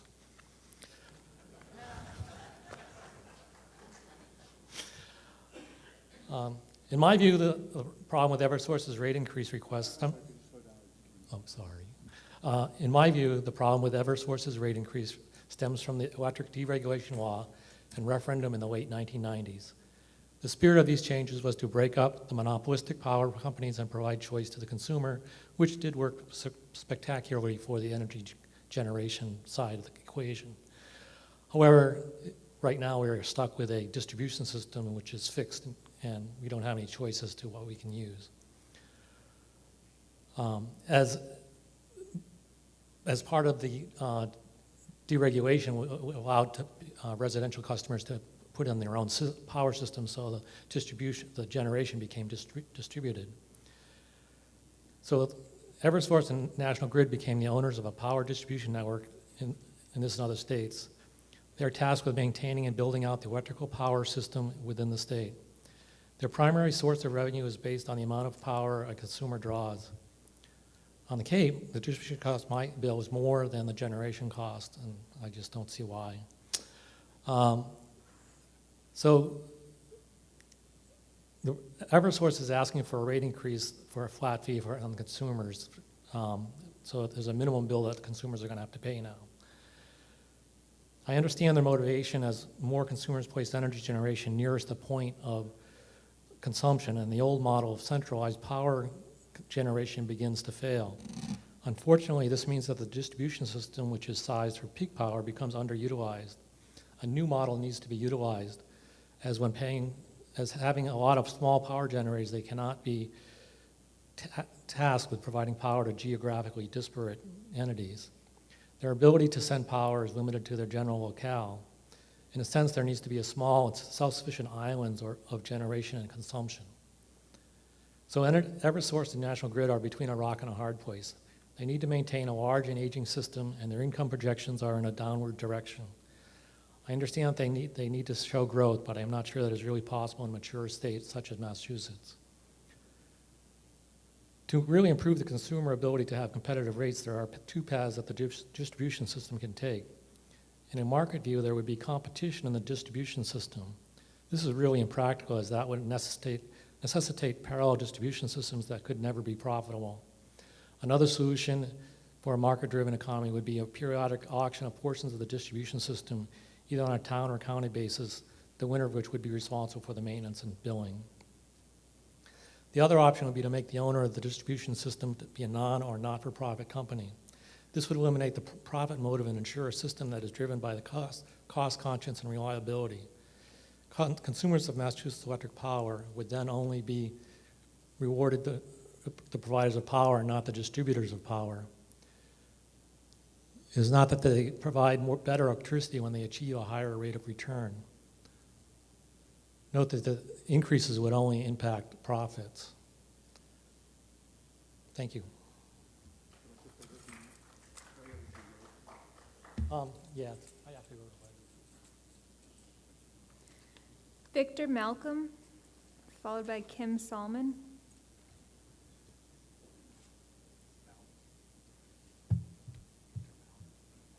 Or is it Malin?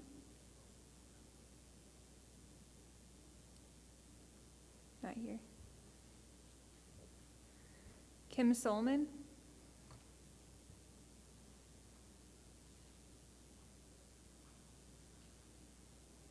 Could you state and spell your name for the record? Yes, my name is Kim Solman, S as in Sam, O-H-L-M-A-N. Could you, thank you. Do you swear or affirm that the testimony you're about to give is the truth? Yes, I do. I oppose this increase, this rate increase, for a couple of reasons. Like the woman that was up here earlier, I'm a single mom. My son is older now. He moved out 6 years ago. 2 weeks after he moved out, my mom moved in. So I have another person to help take care of. I need to ask you, how would you feel? How would you feel if you were in my position and you came home one day to find out that this company, who is making multi-millions of dollars, wants to suck more out of you? How would you feel? I'm asking you on a human level, how would you feel if this was being done to you? This is not right in any way, shape, or form. And I'm begging from the bottom of my heart to not do this. Do not do this to me. Do not do this to anyone else who lives not only on Cape Cod or in Massachusetts, but anywhere. I'm begging you to please treat people as you would want to be treated yourselves. I also see a couple problems here. I see a greed problem, and I see a budgeting problem. I told you I was a single mom. I am also a single mom who, while making between $10 and $12 an hour, bought her own house, fixed it up, and put her son through college with only needing a $5,000 loan. If you need help with your budget, I'm your girl. I think pretty much any single parent out there, any single parent, can tell you how to budget your money. I am not a big executive. I do not make $11 million in 5 months' time, and trust me, if I did, I could help so many people with that. I am begging you from the bottom of my heart to please, please think of us as fellow human beings and think, how would you feel if this was being done to you? That's it. Thank you. Michael Stone.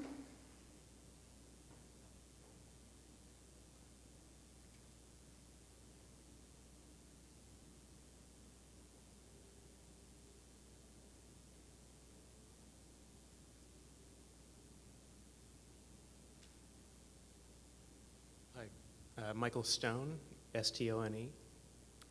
Do you swear or affirm that the testimony you're about to give is the truth? Yes. Thank you. So thank you to the Commission for this opportunity to provide public comments on the Eversource rate case and for your service to the Commission. I'm Michael Stone with Suntility Electric, a Cape Cod-based manager of operating solar project assets. Suntility Electric manages approximately 17 megawatts of clean energy capacity across more than 75 systems, with the majority of those installations and capacity in Massachusetts. Suntility filed comments in this rate case on May 24th, and our comments today are to echo and to further highlight our concerns with Eversource's proposal. Suntility opposes the higher fixed charges and new demand charges proposed by Eversource. To the extent that regressive utility rate making in the form of higher fixed charges or new demand charges would negatively affect solar customers or electric customers considering solar more broadly, this would slow the growth of solar in the state. Lower deployment of solar would severely hinder the state's essential policy goals and therefore cause harm to the Commonwealth and its citizens. Typically, higher fixed charges and demand charges reduce the amount of revenue utilities collect through per kilowatt hour rates. Lower per kilowatt hour rates reduce the incentive for customers to implement energy efficiency and reduce their usage, for example, through implementing solar. While appropriate utility compensation is fundamental to stable and reliable electricity distribution proposed by Eversource, and it's important to transmission in the region, the use of higher fixed charges and new demand charges as proposed by the company are crude and ineffective methods for accurately allocating costs among customers. Higher fixed charges and new demand charges that ultimately diminish per kilowatt hour charges would certainly harm solar owners and strongly discourage investment in solar, and therefore would hinder the state's policy goals. Higher fixed charges and new demand charges could very well be the catalyst for utility customers to leave the grid entirely. Suntility urges the DPU to honor the investments, the significant investments that customers have made in solar and in generation in this state. And Suntility urges the Commission to reject Eversource's proposals that would discourage future solar investment in the state as well. The Department should ensure that the significant investments made in solar by the state and Massachusetts citizens are honored so that no harm is caused. The DPU should therefore reject any measure that imposes unjustified or discriminatory costs on solar owners, and should reject any measure that removes reasonably anticipated compensation for solar owners under the current net metering tariff. Furthermore, the DPU should dismiss or deny any Eversource proposal that would limit or hinder the growth of solar, especially considering solar's critical role as an economic engine for the Commonwealth and as we face the most pressing environmental threat of our time in climate change. We firmly believe the DPU can balance the utility's need for an appropriate rate of return while ensuring that solar customers are adequately compensated for the value that solar provides to the grid. To the extent that Eversource's proposed rates and rate structures move away from per kilowatt hour charges and are replaced with or meaningfully supplemented by fixed charges or new demand charges, those proposed rates and rate structures should be rejected. This is an important moment. The outcome of this rate case will tell us whether the DPU will honor the investments Massachusetts citizens, businesses, and municipalities have made in solar. It will tell us whether the DPU is serious about meeting the state's Global Warming Solutions Act targets, and whether the DPU is serious about maintaining the clear policy direction set out in the Green Communities Act, the Green Communities Act. It is no doubt imperative that the Commonwealth continues to make progress and move forward on his clean energy goals, and the DPU has a critical role in that. As Governor Baker has said himself, leadership on climate change is the right action for the protection of our children, grandchildren, and future generations.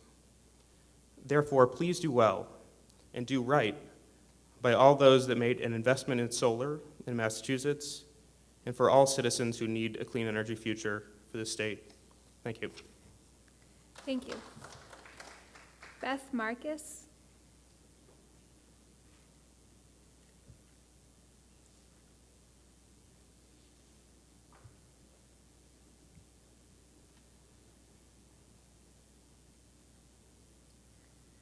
Could you state and spell your name for the Sure, record? my name is Beth Marcus. Last name is Marcus. Do you swear or affirm that the testimony you're about to give is the truth? I do. Okay. Thank you very much for the opportunity to speak in regards to the proposed rate increase. My name is Beth Marcus, and I'm a resident of the town of Barnstable and have been for 18 years. And for the last 13 years, I'm also the co-owner of Cape Cod Beer, a microbrewery located in Hyannis. So this evening, I'm speaking both as a resident and a small business owner. I'm a little disappointed I haven't seen any other small business owners here tonight, but unfortunately, this is a very busy time of year. I stood before a similar group earlier in the year when the first hearings happened in a conference room across town. I objected to the rate increases then, and even after the modifications to the rate proposal, I stand before you today to encourage the DPU to reject this proposed rate increase. It's my understanding that this rate increase proposes to raise rates by more than $96 million next year and an additional $50 million for the next 4 years. This proposal also includes a request for a 10.5% ROE, a level that exceeds all other regional utilities. This rate increase flies in the face of the fact that both residential and business consumers are, for the most part, doing everything in their power to reduce their electric costs by upgrading equipment to be more energy efficient, being more diligent about turning off unused equipment, and converting wherever possible to solar and other alternative energy sources. Why are businesses doing this? I know why my business is doing it, because we can't just raise our prices and expect our customers to be forced to pay them like Eversource. At $4,500 a month, or just over $54,000 a year, electricity is a significant cost to a small business like Cape Cod Beer. Everything we do, we measure in barrels. So in 2005, our first full year in business, we made 800 barrels of beer, and electricity cost us about $4 a barrel. In the years between 2005 and 2013, it averaged about $5.25 per barrel. The last 3 years, we continue to see cost increases even after negotiating the best rates possible and making significant upgrades to our equipment. 2014 was $7.26 a barrel. 2015 was $8.81 a barrel, and $8.61 in 2016. That's a difference of almost $5 a barrel over 11 years, or 116% increase. So if we pass that kind of increase onto our consumers, the pint of beer that cost $5 in 2004 would cost $10.80 today. Let's take a second and think about that, because we all can agree that nobody's going to pay $10.80 for a beer. It's really good beer, though. Business is a zero-sum equation. If you can't raise income, you have to cut expenses. We're cutting utility expenses by making capital upgrades and then spending the savings by hiring more people and or giving raises to the people we already employ. This proposed rate increase flies in the face of any of those efforts and puts a greater burden on the people who are doing the most to reduce their energy costs. Why would we want to disincent anyone from reducing their energy demand? I cannot leave without also adding that there isn't a business around that can guarantee their stockholders a certain ROE or ROI. So I'm unsure as to why we, the ratepayers, either residential or business, have to help fund what appears to be astronomically high returns. This isn't how business works, but apparently it's how utilities are allowed to work. I've read that a 1% reduction in ROE will result in a $28 million savings for ratepayers per year. with a 9.3% national average on ROE, with Connecticut at 9.1% and Maine at 9.0%, why would the DPU in the Commonwealth of Massachusetts be okay with a 10.5% ROE? And why did NSTAR show a 13% return in 2015? Doesn't that money belong in the pockets of ratepayers? One thing for sure we understand around here on Cape Cod is that what goes around comes back around, or what we like to call the economics of local. If you put money back into the pockets of the ratepayers in the form of a reduction of ROE, remember that 1% equals 28 million, then those people have more money to spend. What do they spend it on?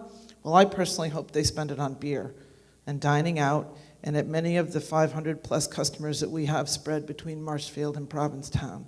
Because if they buy more beer, then I'll buy more supplies, we'll make more beer, and I'll pay more employees, and those employees will then go out and spend more money in Massachusetts and hopefully on Cape Cod.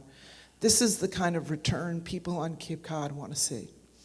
Personally, I'm tired of guaranteed returns and companies putting the desires of their stockholders above the needs of their customers. It's time for the DPU and the Commonwealth of Massachusetts to put its people before profits and say no to this rate increase. Thank you. Thank you. Richard Elrin.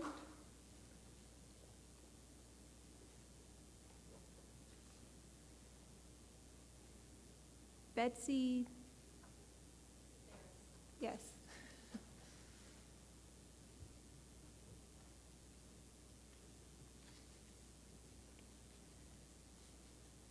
Could you state and spell your name for the record? Hi, my name is Betsy Setheris, and it's Betseysethares. The staff. S-E-Y, oh, last name S-E-T-H-A-R-E-S. Could you raise your right hand? Do you swear or affirm that the testimony you're about to give is the truth? I do. Thank you. I'll be brief. I just hope to add a little value and context to the human element that the Cape and Islands delegation spoke of. I am here as an individual, but also as a representative of a local charity for which I administer. And I'm in a unique position to actually share with you figures on the impact of current electric rates, never mind what the impact would be if those rates were to be raised. So I'm just going to throw out a few figures here.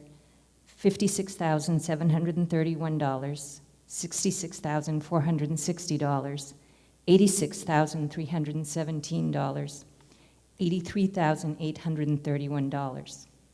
In just 4 years, the charity that I work for provided $293,339 to 871 households, comprised of over 2,500 individuals with financial assistance on their electric bills. And that figure would actually be higher if we were able to help people with more than one request for assistance at a time. But often when they call, we have to say to them, what's your most pressing concern? And they might say, well, I'm struggling with both housing and my electric bill, but we can only help with one, and often they choose the housing. So that figure is actually lower than it would be.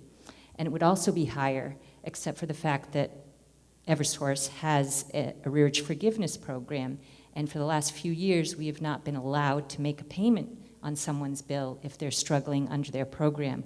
So again, this figure would be even higher. We already have a housing crisis on the Cape, and we can't afford to also have an energy crisis on the Cape. We can't keep going to consumers on fixed incomes who do not get yearly increases in their wages or salaries and expect them to continue to pay more. This will have a very real effect, and in this year alone, for 2017, we are on target to surpass the amount that we spent last year, the $83,000 in assistance for electric requests. And you might question, well, aren't those people who would qualify for the rate reduction or the rate relief? And at least 50% of these people are just hardworking Cape Codders who don't qualify for any kind of entitlement programs and therefore do not have a lower electric rate and would not qualify and would most definitely be burdened by this rate increase. I just hope that you'll take that into consideration, because I know that in the past, the DPU has had a history of actually being a watchdog for consumers, and we've worked with them, with clients, to get them set up on payment plans and to get them some relief for their bills. And so I would ask that you continue to really consider the needs of the consumers in this rate request on Cape Cod, because it already is having an impact, and it will have a very significant and real impact should this be approved. So thank you. Thank you. Are there any other members of the public who would like to speak? You can come up.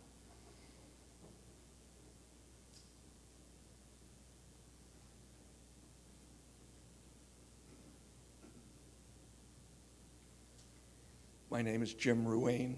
That's R-U-A-N-E. Do you swear or affirm that the testimony you're about to give is the truth? Yes. Thank you. Okay, at this time I would like to urge the Department of Public Utilities to reject the Eversource rate increase as described tonight. All of the previous speakers have given a lot of evidence that Eversource has a lot of money. And based on the indications that came up, they are using their money to perpetuate a 20th century system. This is the 21st century. Smart grid technology exists. There are private suppliers of photovoltaic installations who use smart grid technology in their own neighborhoods where they prevail. That stuff is available. I think it's time that the Department of Public Utilities lower Eversource's allowable rate of return, and at the same time urge or coerce them to invest in smart grid technology, similar to what is being done by Green Mountain Power Company. Green Mountain Power Company is in Vermont, and they have accepted the new technology. They use photovoltaic and wind power and storage to provide reasonable priced service for their 250,000 customers. I would urge the Commission to investigate that and use that as some sort of a role model. Because what we saw tonight was just a continuation of the same thing that's been going on for the entire 20th century. So I urge you to reject their proposal. Thank you.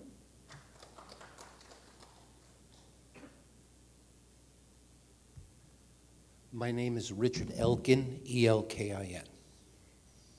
Do you swear or affirm that the testimony you're about to give is the truth? I do. Thank you. I am a member of the Cape Light Compact Board. I am chairman of the Wellfleet Energy Committee, and I am a member of the Outer Cape Energy Committees, which is performing a joint program I'll speak to later. This proposed change negatively impacts every aspect of the work I'm doing and that I'm involved in.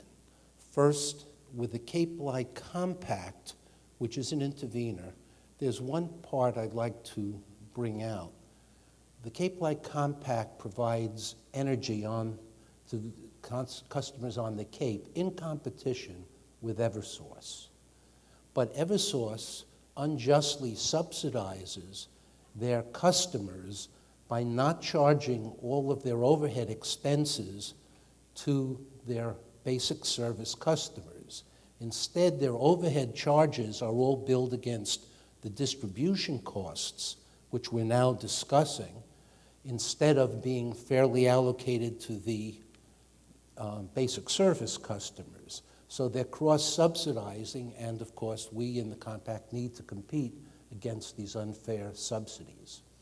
Furthermore, in their grid modernization proposals, they structured it in such a way that only basic service customers can take advantage of time-varying rates, which we think is unfair because our customers are very interested in conservation, and time-varying rates would in fact allow reduced distribution costs because it will reduce the peak usage.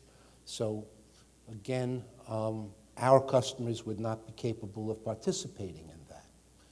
Now, let me go to my role as chairman of the Energy Committee. The town of Wellfleet is currently in negotiation with CVEC to purchase net metering credits to cover the town's electric expenses. This proposal will probably kill that, because although it's a 30% reduction in the value of those net metering credits, which makes it marginal, it also raises the risk that next year or the year after there'll be another 30% reduction. It destabilizes what towns have been counting on, and because of this proposal, I don't know if we're going to be able to fund a solar array and you take advantage of net metering credits. So it's destructive in itself, even without going into effect. And I hope we set the precedent and don't let it go into effect. The third aspect is the Outer Cape Energy Committees. That's the towns of Orleans, Provincetown, Truro, Wellfleet, and Eastham have banded together to do a Solarize Plus program under Mass Clean Energy Center. Ironically, this proposal is negative in all aspects. The aspects were, one, we were going to encourage residential and small commercial businesses to install solar on their properties. Two, we were going to encourage people to switch to non-carbon-based fuels, that is electric fuels from renewable energy. The Cape Light Compact is all renewable, so either you can buy it from the Cape Light Compact or you can have your own solar arrays. And three, we were going to encourage energy conservation measures as administered by the Cape Light Compact. And yet this proposal makes worse each one of those three propositions. The solar becomes less valuable because of the high fixed cost per month. The energy conservation measures become less viable because the cost of electricity overall is going up for no apparent good reason except that there needs to be more money for bonuses at Eversource. And finally, the conservation measures become less important because with a higher fixed cost and a lower unit cost, the economics there are undermined.